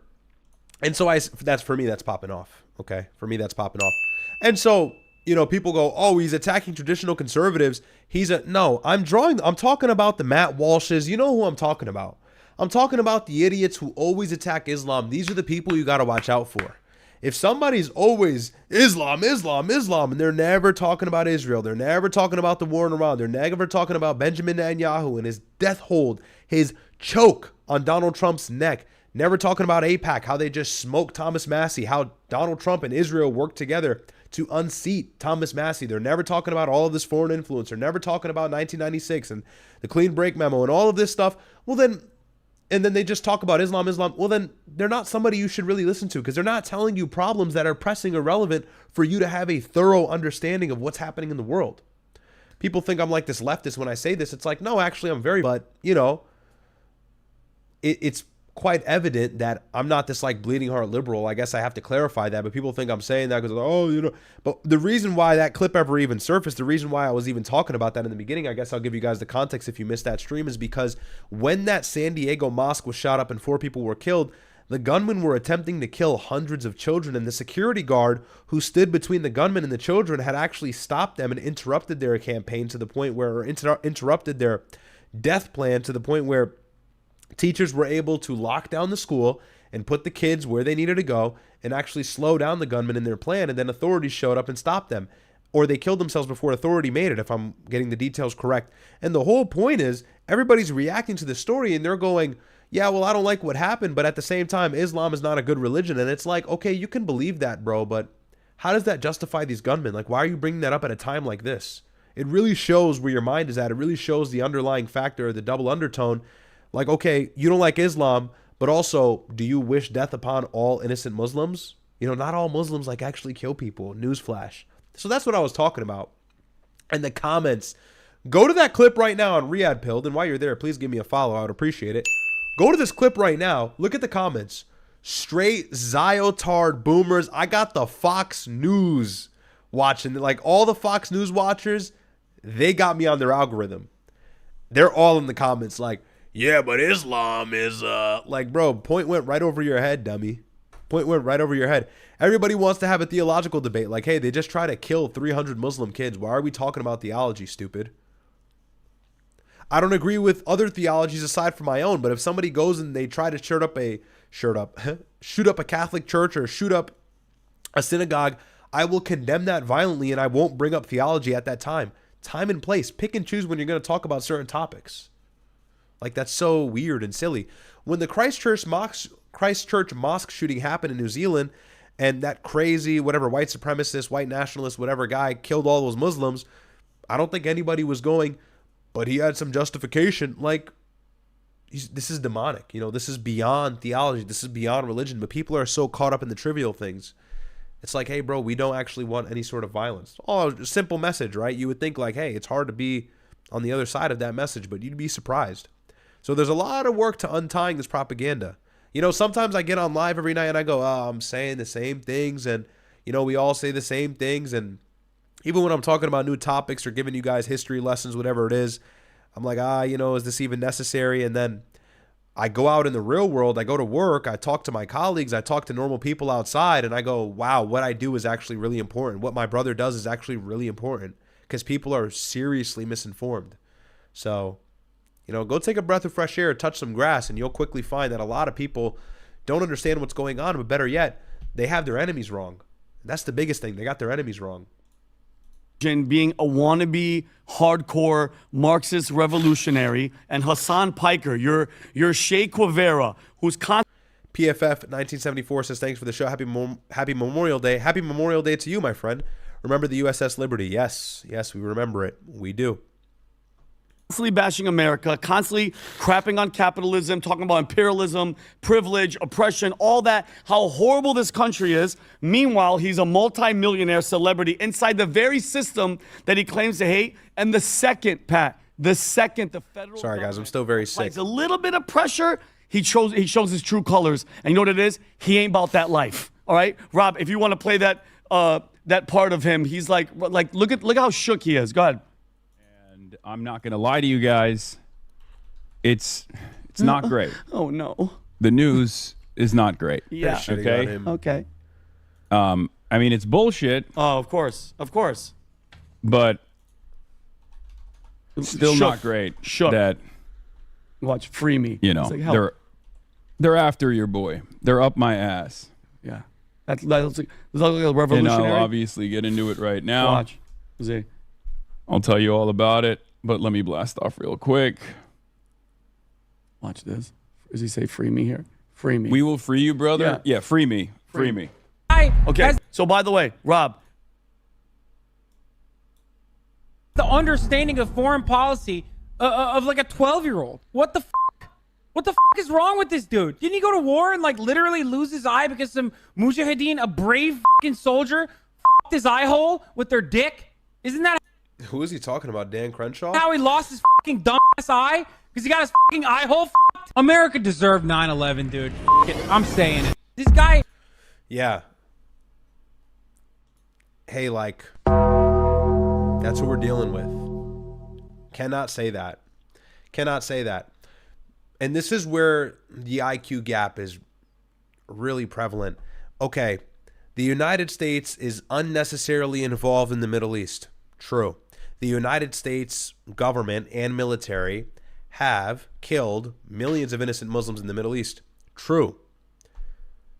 Innocent citizens in the Twin Towers on a Tuesday morning in September of 2001 deserve to be exploded and killed and jump off of the building because of the flames that are engulfing the building due to the strikes. False. And it's like, you gotta really stay away from this leftist extremism. How could you say innocent people deserve to die on 9/11? That's crazy. Way too far left. And that's one of his famous, mess ups. I don't know if he apologized about that. I don't keep up with him. But, like, this is the kind of person we're dealing with. He's got extremist ideology. And if he's saying this on stream, what is he saying off stream? So, it's disgusting. It's actually disgusting. We can all acknowledge that the United States was unnecessarily involved in the Middle East and we killed millions of people and we shouldn't have been there. But we know why. It's because Israel has them on a dog leash. So we want to eradicate the influence of Israel so Muslims don't have to die anymore. And the United States has made mistakes. The government actually is unfavorable here in the United States and has been for many years because they don't get things right. But you can still love the country and be unhappy with the government. And at the same time, even if you hate the country and you hate the government, you go as far as to say innocent people deserve to die because their government made a mistake that had nothing to do with them. That's nasty. That's nasty. And it's like maybe he walked it back. I saw somebody say that in the chat, or maybe he apologized. That's fine. But if you're saying that and then you're bringing it back, it's like I know where your head is. That's a concerning take. That's a concerning thing to say. Like, that's a really bad take to the point. Some people have bad takes, no problem. And then some people say something and you clock it. You go, that's an extremist. Something's wrong with that person. They're deranged. You get what I'm saying? Somebody has a bad take. Somebody says pickles are really good on hot dogs. Obviously, that's a really tongue-in-cheek example. But somebody has a bad take about something, and maybe if it's even a little concerning in some aspects, you go, whoa, what the hell? But, you say something to that degree, you clock that, and you're like, yeah, get away from me. So whatever, he had his platform. He was doing a streaming thing. Who knows what's going to happen? I'm not wishing anything on anybody. Whatever happens is whatever happens. I don't even want to really get too caught up and hung up in it. But this is not somebody who likes the country. And I don't mean to do the patriot law, rah, America, but I like this country. I really do. I love my state of Connecticut. I like the United States of America. This country has given me ample opportunity. I can say what I want for the most part. Free speech is kind of arbitrary, right? Western mythology, if you will. But I hate people who hate this country. Like, if you grew up here and you enjoyed the fruits of this country and you enjoyed the safety for the large part of this country, I know America's not entirely safe, but it's a first world country. It's well developed. The American passport is incredibly powerful. Our economy is very strong. The US dollar has so much power. That's why all the immigrants come here and pay their families back home. Have a semblance of respect. Have a semblance of respect. At least enough to not say 9/11 was justified or even vaguely point at that notion.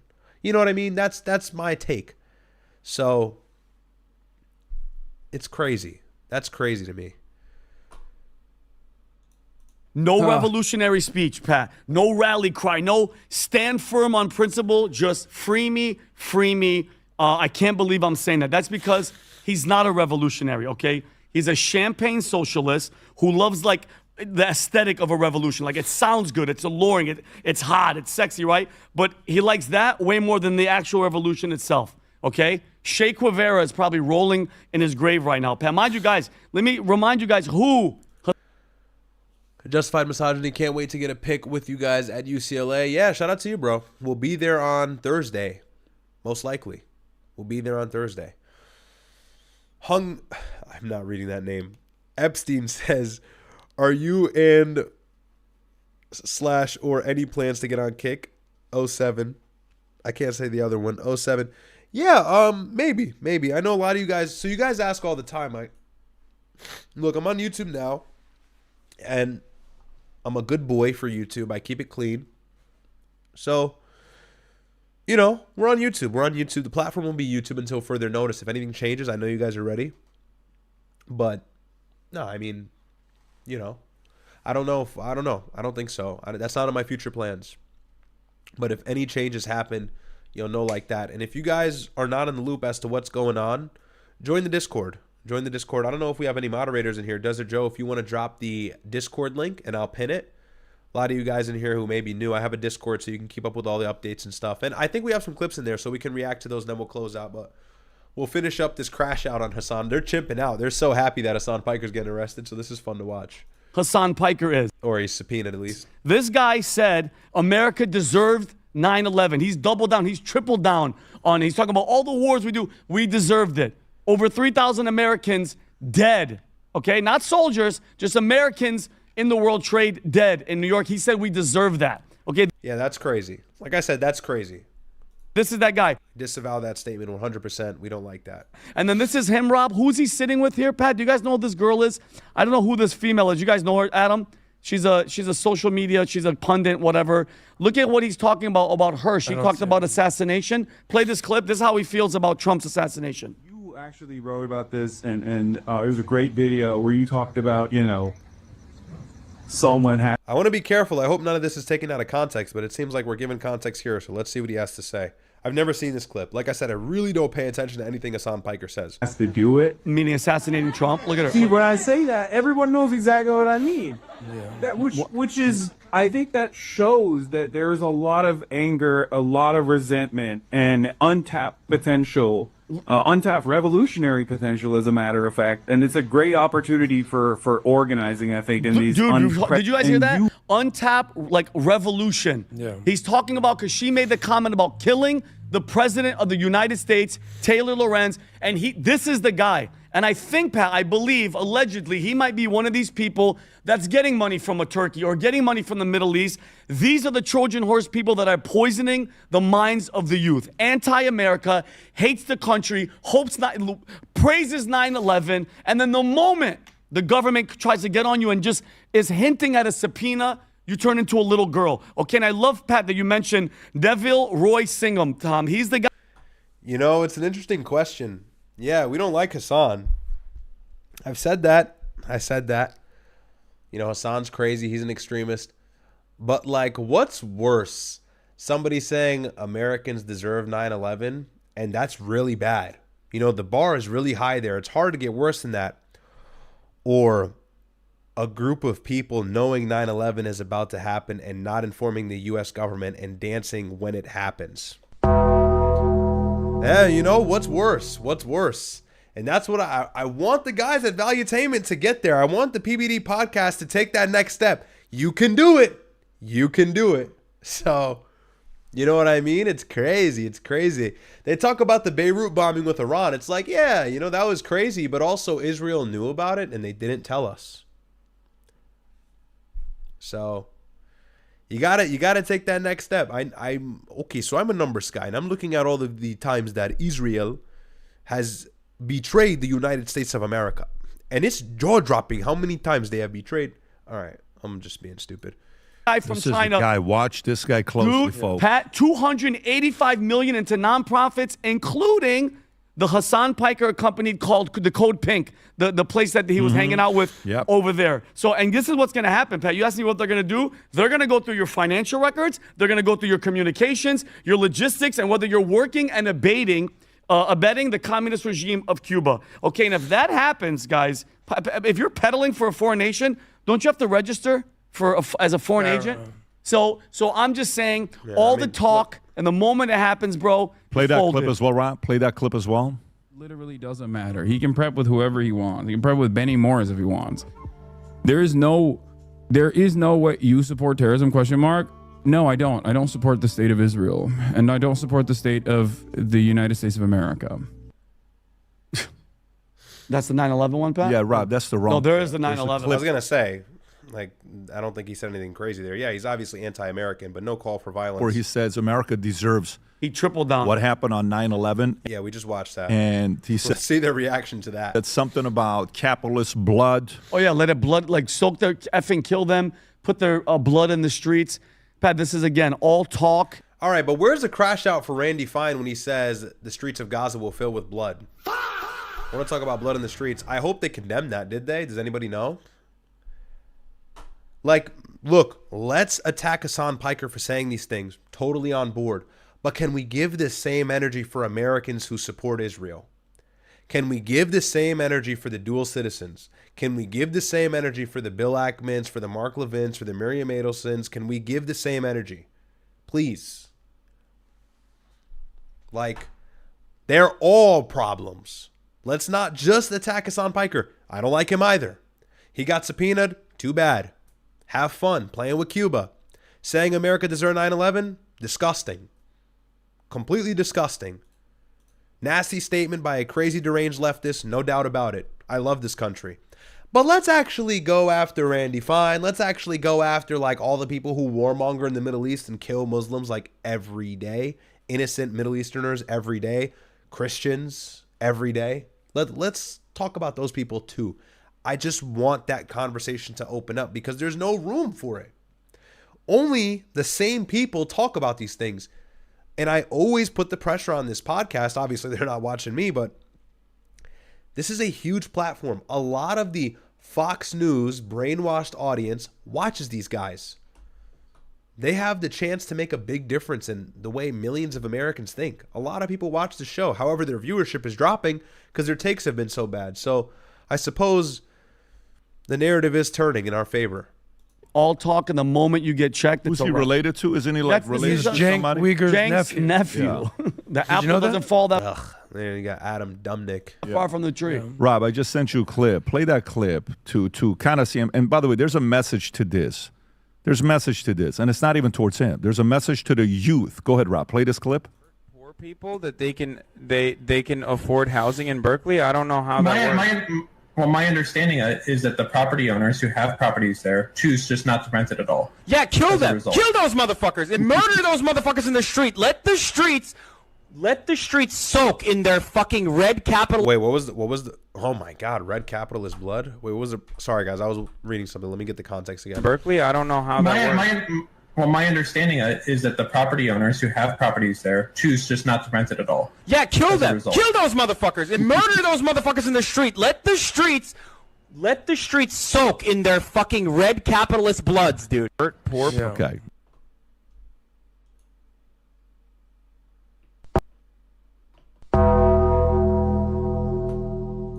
By the way, when a guy's immediate reaction is that, Yo, nigga, you know it's bad when we're agreeing with Patrick Bet-David, bro. look at that's not an act. Of course it's not. He believes this. Yeah. So, it's, by the way, this is because that's even worse. This is a true believer. Yes. Who reacts that way. Okay, when you see something like this, you know what's the biggest takeaway from this, Tom? So,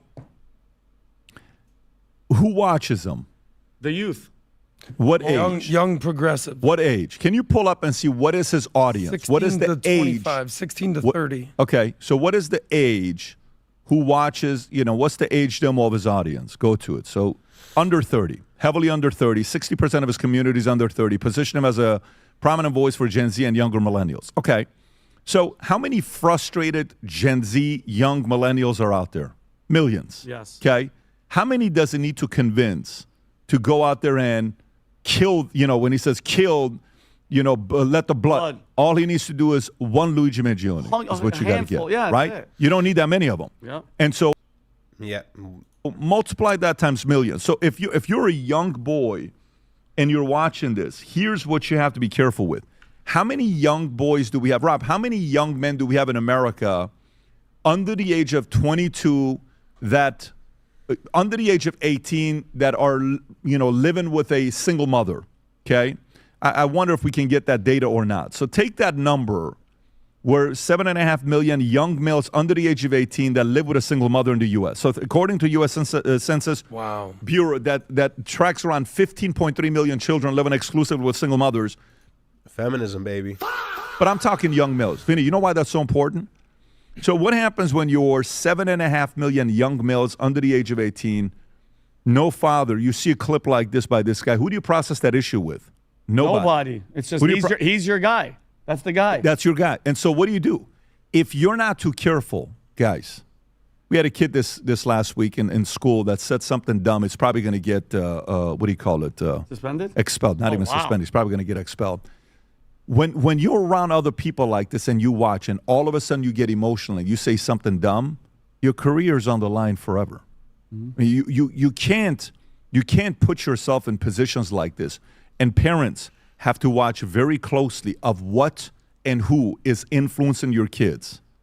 If you're not watching the phone, if you don't grab your kid's phone and go to history, if you're under 18 years old. Yeah, and the thing with Hasan Piker, he's been so vindicated in his anti-Israel narrative that, hey, Sneako, thank you for the 10 gifted.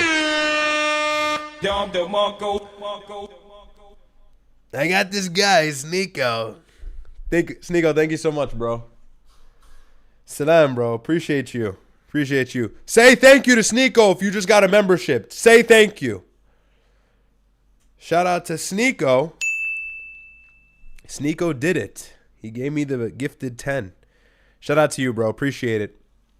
What was I saying? What was I talking about? Patrick met David.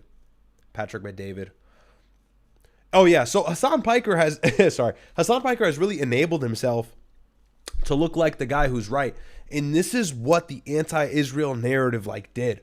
A lot of people have such bad political takes, but because they're anti-Israel, everything else gets brushed under the rug. It's like, Hasan Piker says Americans deserve 9/11 and people who own properties, blood should fill the streets, and I hate capitalism and capitalists should die. Effectively, that's what he's noting at. But then at the same time, he's going, free Palestine, Palestinians are under a brutal military occupation, and it's like, hey, bro, you got to really get your head in the game, cat. A broken clock is right twice a day. Yeah, he's right about the stuff in the Middle East. Yeah, he's right about Israel and Palestine, but that's it. And you got to be able to discern that, because a lot of these young people, they see these anti-Israel voices and they either go one way. They either go Anna Kasparian, they go Nick Fuentes, they go Sneako, or they go Hasan Piker. And so it's like, okay, they're based on Israel, but don't let that be the end all be all. That's what I was telling Sneako. I totally agree. Maybe it could be tyrannical. We'll see the details.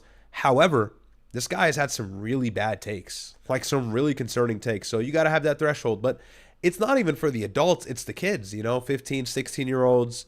They see this guy Hasan Piker saying the right thing, and they run with everything else he's saying. And it's like, whoa, whoa, whoa, whoa, whoa. Everything else is problematic. Don't run with that, But you have the same ideology. You're captured by the same ideas and motivations from the age of, 15, 16, all the way to 23, 24, 25. That shapes you. You're never really going to change your mind. Those are the influential years of your life. Those are the times where what your opinions are will hold very strongly. Now, obviously, as you get older, your opinions change and you really don't get solidified completely or grounded in your political beliefs until you're 35 or something, or 40. However, there's always that foundation from when you were young. And if you have that communist, Marxist ideology as a base, you're not just going to immediately be this super understandable center-right, wholesome guy. No, you're always going to be left-leaning and a little bit radical. And that's the problem with a lot of people on the left, unfortunately. It's like they can't just have their ideas. A lot of them can, and so good for them. But it always comes with a string of violence, and that's what progressivism is. In order to change, in order to move the needle, you have to do something. It's progressive. So there has to be some element of violence to progress, right? That's why you see that on the left. And then conservatism is conserving, keeping things the way they were, traditional. And Hasan Piker is the greatest example of this really weird, vague extremism. And it comes out in doses. Sometimes he's very reasonable, and then other times it's where did that come from?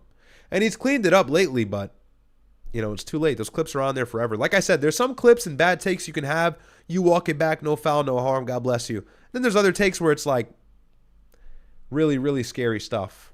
Grab history. Okay, so I'm a numbers guy, just to see what you're consuming. Mm-hmm. So if you go to history, you see soccer videos, guess what? Great. Yeah. If you go to history and it's, All right, let's react to the clips. Patrick McDavid's about to go off for 10 minutes about this. Hey, bro, you're wrong about Israel and Iran, and that's more important. No one really cares about Hasan Piker, so, we're not going to give him too much credit by looking smart. So a lot of you guys sent some of these clips. We'll react to the Nick Shirley one, and we'll also react to Myron. I guess this white girl went crazy on him. So we'll go ahead and take a look at the chat. Shout out to Sneako. I stole his idea. Clip react. So if you guys aren't in the Discord and you want me to react to a clip, join the Discord and you'll be able to send the clip. And I can react to it. I'm ready. We saw this. We reacted to this. Shout out to Sagno Sprite. We saw that already. So what's your take? Politicians should wear who So what's your take? Politicians should wear who 100% agree. George Carlin made a joke about this. Oh, this is a George Carlin joke? Yeah, but it shouldn't be a joke. Yeah, he made it a joke, but it should be real. Yeah, you have politicians on TV who are rapping for oil and gas companies, arms trade companies, gambling companies. Total boomer fail. Goodness gracious. Good job, Riyadh. By the way, I see Sneako use that noise when I muted my stream the other day. Use the dumb noise. All right. But really, I had this. I didn't even know. I'm not copying you there. I'm not copying there. I'm copying your clip react idea though. Thanks. All right. All over their clothes. 100% agree. George Carlin made a joke about this. Oh, this is a George Carlin joke. Yeah, but it shouldn't be a joke. Yeah, he made it a joke, but it should be real. Yeah, you have politicians on TV who are like rapping for oil and gas companies, arms trade companies, gambling companies, private healthcare companies. There should be like a ticker at the bottom of the screen says this is who sponsors them. A ticker tape while you're on TV. Yeah, and it says funded by oil and gas, arms trade, private healthcare. Even the two. Yeah, like NASCAR. All over their suits who they're funded by. Trump shit would be all Israeli flags and stars of David. Is telling us who's sponsoring it. Right. Movies, television. Even in my business, when I do an ad for a company, I have to disclose that it's an ad. Literally, I have to put hashtag ad. Yeah, it is interesting, right? Politically, you don't have to disclose that stuff, but that's where you got to get your head in the game. You got to be smart. You got to know who's funding who, whose interests lie where. And a lot of that comes from doing your due diligence. People think to know who funds a politician, you got to be like super smart. Just listen to him, bro.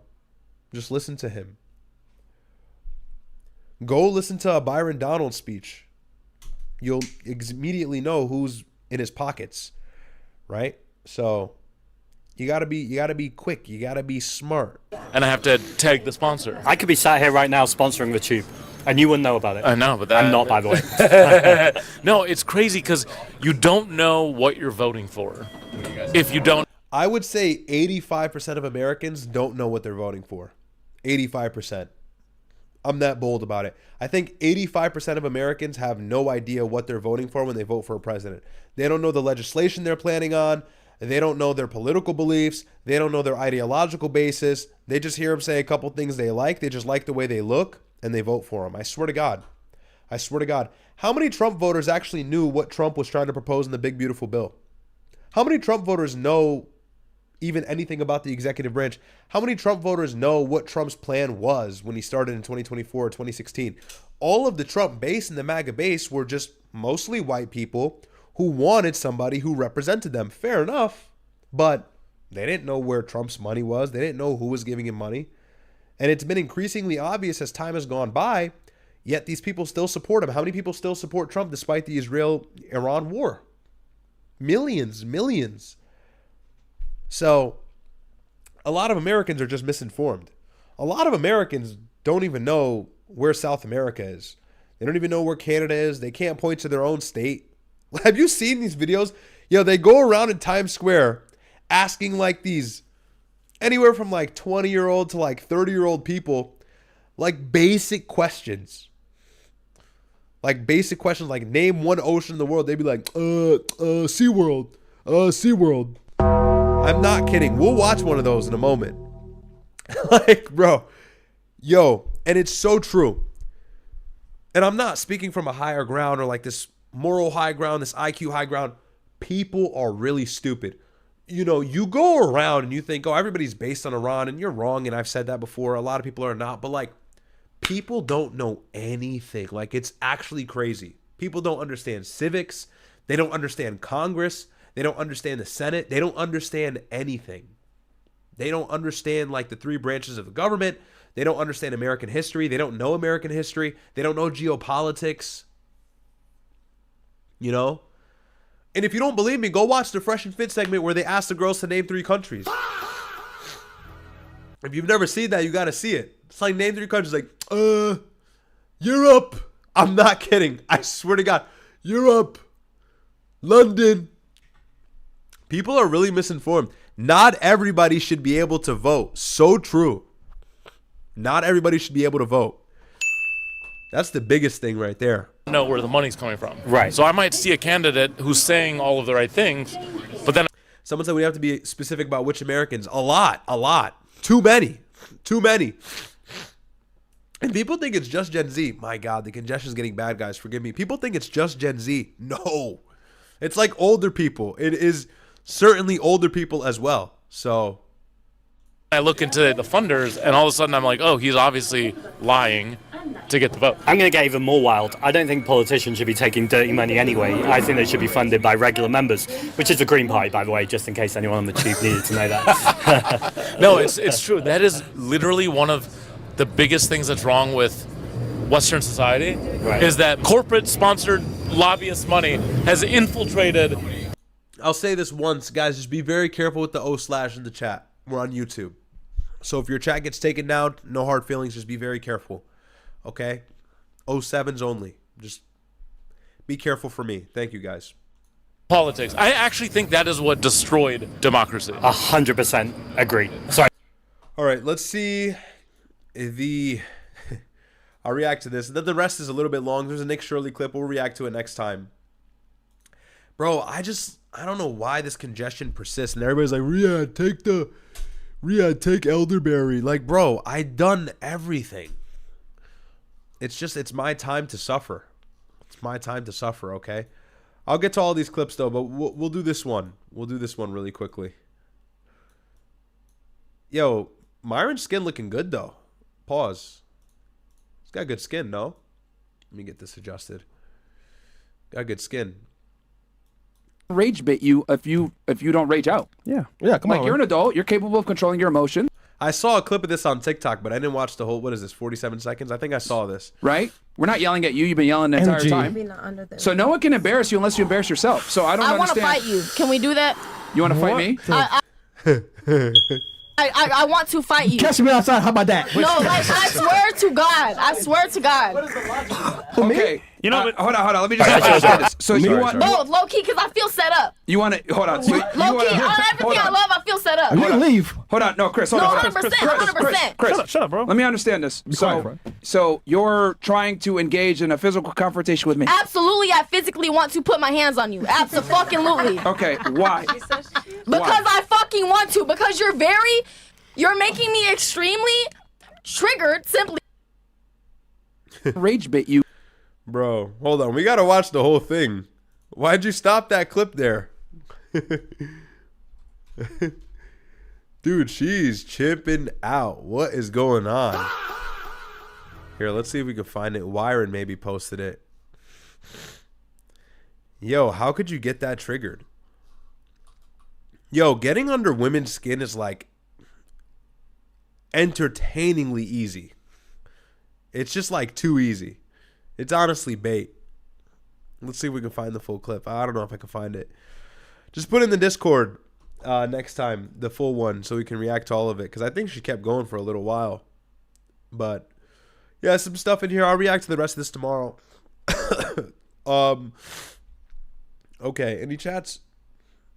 Any chats? By the way, Myron he's slumped. Yeah, this was after hours a few days ago, right? It was trending. Let me see if I can find the clip.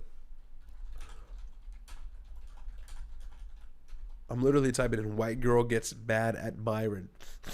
Oh, fire. Myron did post it. Okay, we're good. We're good. Here we go. Bro, hold on. Y'all weird as fuck. Y'all weird as fuck. Hold on. How old are you? How old are you? You're an adult, correct? Yes. Okay, so you can control yourself. Like no one can rage bait you if you don't rage out. Yeah, come on. Like you're an adult. You're capable of controlling your emotions. Bro, her makeup is fucked up. This bitch got a beard. She got like a fucking contour beard. Right? We're not yelling at you. You've been yelling the entire time.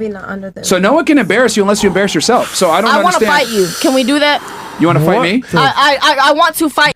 She must not have brothers, bro. You. She must not have brothers or like cousins that have ever play fight with her. You know, it's always the girls with like no men in their life who check them who think they could fight a guy. If you're a girl and you're watching this, you cannot fight a guy. Okay, I know that's super obvious, but I see a lot of girls, especially like hood girls, ratchet girls from the hood and shit. They be like, I beat the shit out of a nigga. Like, yo, if a nigga really like square up with you, bitch, you're dead. Like, you're dead. Like, don't be fooled by like these one-off videos you see where like a girl gets a hit in on a guy and like a bit.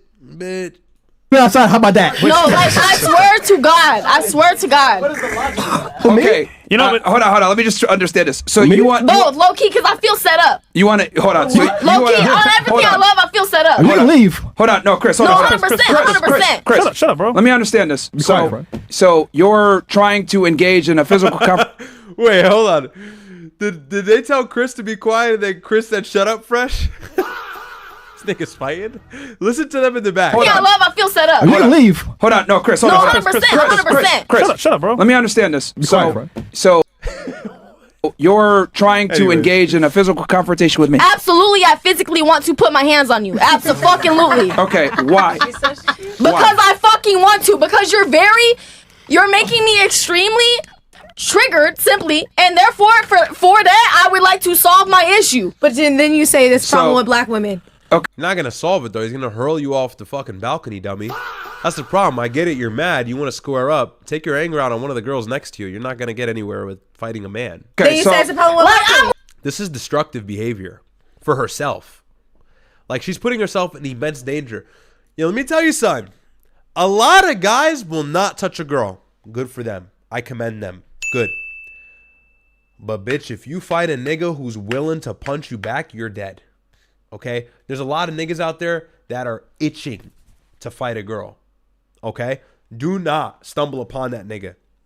And with this rhetoric, with this kind of crash out, you might find yourself in that position. Look, you're angry. You want to let your anger out. You want to chimp. Fine, whatever. Go crazy. No one's stopping you. But you want to fight a guy?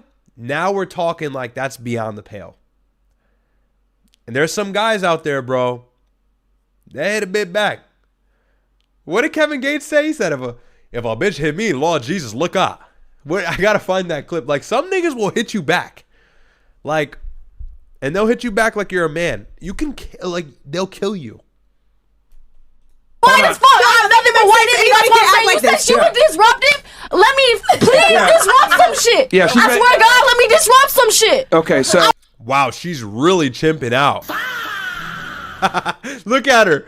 Hold on. I'm pulling up the meme. You already know what I'm about to pull up. This is cortisol max. What is this? She's losing her shit. It's like this shit right here. Hold on. Let me see if I can. You've likely seen. Let me see if I can pull up. I want to disrupt you. I don't even fucking like you. And your child supporting you, fam. You're embarrassing to yourself. I don't give a fuck. Hey, like, you laughing, bitch. Is this a first? Oh, I didn't see all of this. Dude, I don't give a fuck. We got it. Yo, she's crashing. Oh, she's deranged. Oh, I thought she was just a little aggressive. Oh no, this bitch is crazy. What the fuck? You got a white chimpanzee for what? A white chimpanzee.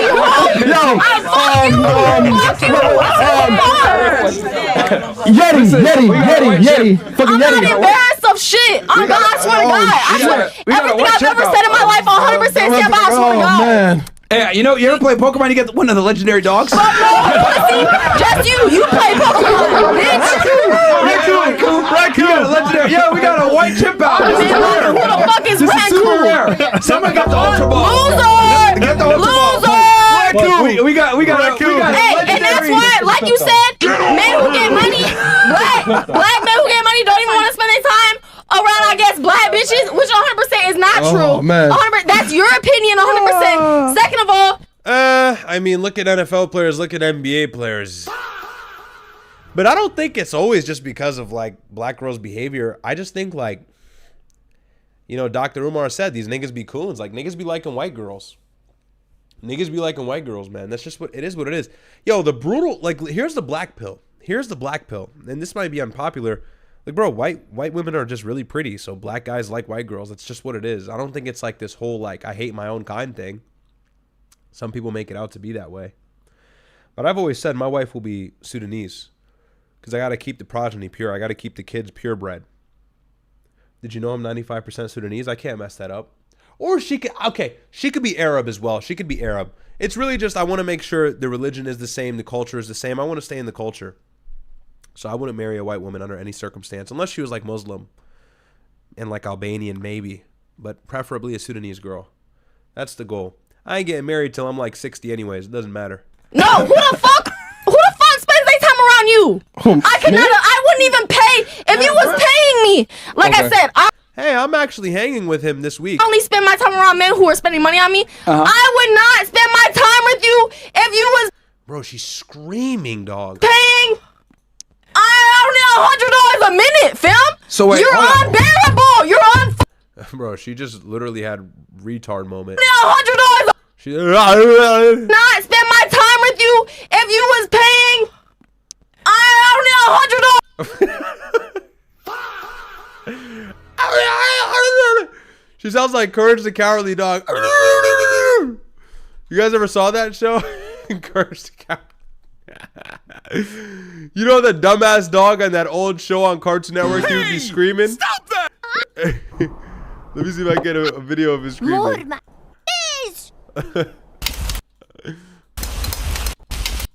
Have a minute, fam. So wait, you're unbearable. You're unfucking bearable, bruh. I swear to God, your face, your oppression. I would 100% is natural. Hold on. 100%, that's your opinion, 100%. Second of all, no. Who the fuck spends their time around you? I wouldn't even pay if you was paying me. Like I said, I only spend my time around men who are spending money on me. I would not spend my time with you if you was paying. I don't know, $100.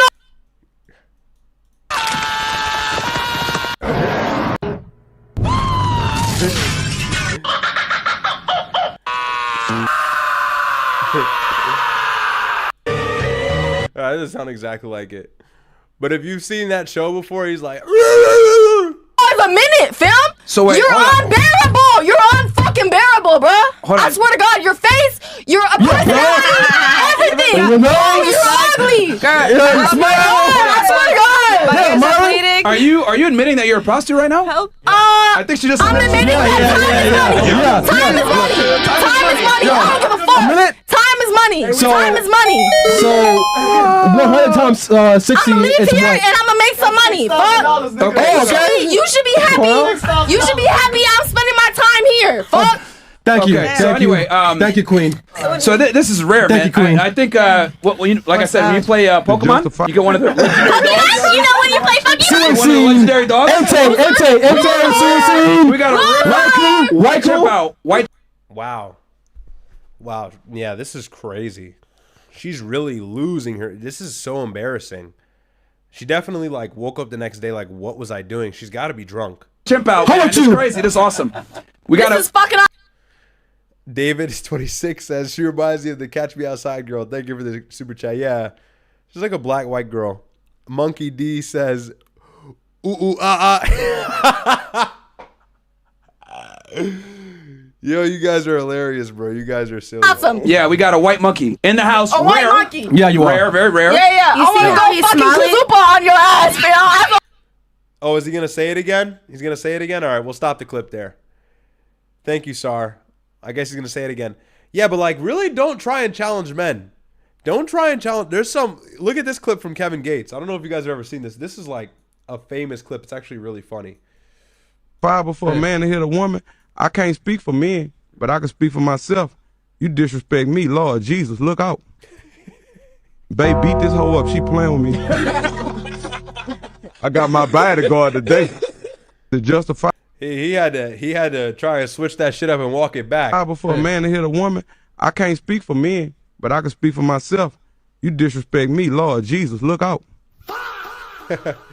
There's a lot of guys who are like that. So I'm not saying Kevin Gates hits women. I'm sure he was just being silly for the show. But, you know, a lot of guys. There's really a lot of guys that are, Lord Jesus, look up. You know, so got to be very, very careful. Very, very careful. But anyways, so, guys, that's really the situation. Not too long of a stream. Again, I'm not feeling too well. The biggest conclusions, look, it seems like the war hopefully is over. However, again, with these strikes that we just saw, I don't know what Iran's response will be. Likely now they won't concede to some of the demands that they were going to concede to prior, like not tolling the ships. Iran said, hey, we won't toll the ships. We won't make money on the Strait of Hormuz no more. We strike their coastline. Maybe they said, hey, that's off the table. That's just a speculation. So we'll see what happens. What I see is a pause to the warfare for the next 60 days. I think they'll honor the ceasefire, and then I think it's going to start back up. That's my prediction. Could be wrong. But I don't think things are going to blow up. And the reason why, no pun intended, but blow up back again. And the reason why I say that is because CENTCOM said, hey, we struck defensively, but the ceasefire is still on. So they want to try to keep the ceasefire going as they weaken Iranian infrastructure. But Iran will see through that, and they're going to say, hey, no, thank you. So we'll see what happens. But anyways, guys, love all of you. Quick stream. Someone said L stream. That's crazy. Quick stream. Jadism says, Riyadh, do you like Chipotle as much as your bro? I can eat that daily. Hell yeah. I love Chipotle. I'll say, though, Kava is better. Kava Mogs, bro. And I don't know if my brother's ever had Kava. I think he would like it more. Kava Mogs. What do I eat often, though? I eat Chipotle here and there. I eat Kava. Honestly, bro, I just eat at home. When I leave the house to eat something, I eat like Shake Shack or McDonald's. Couple snack wraps, couple McChickens, McDouble. I'm a big McDonald's guy. I like Burger King too. What else do I like? What else do I like? Yeah, that's really it. And then Connecticut pizza is the best pizza in the world, so I enjoy pizza here too. Desert Joe says, W substitute teacher Riyadh, time traveler for 2029 visiting us today. Thank you so much, man. I appreciate it. Shout out to you. Desert Joe, best moderator in the world. Love all of you guys. W stream, quicker stream today. Like I said, it's just getting harder for me to talk as the time goes on because my nose is like bouncing back on me. But got fresh strikes in Iran. Hasan Piker's going to jail. Lots of crazy stuff happened. Lots of crazy stuff. But Myron's sleeping. I think he's really tired. But you guys might get a night train. I don't know. Pause. He might go live for the night. We'll see what happens. However, I'm not too sure. But in the meantime, make sure to sub to my channel. Help me out in any way possible. I really appreciate it. 21.6K. We're almost at 22K. Shout out to all of you guys. And then check me out on my Instagram clips page. This really helps out a lot. If you guys can go check this one out. It's Riyadh Pilled. I have my editor Halimi running this, so shout out to him. And some of these clips are popping off, you know. Some of these, damn, I need a haircut here. This is really bad. But some of these clips are doing well, some not so well. We farm Sneako whenever we get the chance. So, yeah, that's that. Love all of you. Thank you so much to all our chatters. Thank you so much to everybody who's in here. W's in the chat, 07s. Really love you guys. I've had so much fun streaming in the little time that I've been doing it, and I look forward to doing it for the foreseeable future, for a long time to come ahead. So I love all of you guys. I really appreciate it. I enjoy doing this more than anything, if only you guys knew. So I always show my appreciation. Quick heart, pause. Pause. No gay shit. All right? Someone said shave your head. Okay, I'll shave my head. Yeah, because you said to. All right, guys, love you. Have a great night. Get some sleep. Work tomorrow. Back to work tomorrow. We're back to making the strongest economy in the world even stronger. Goya must serve the masters. Love all of you guys. Peace.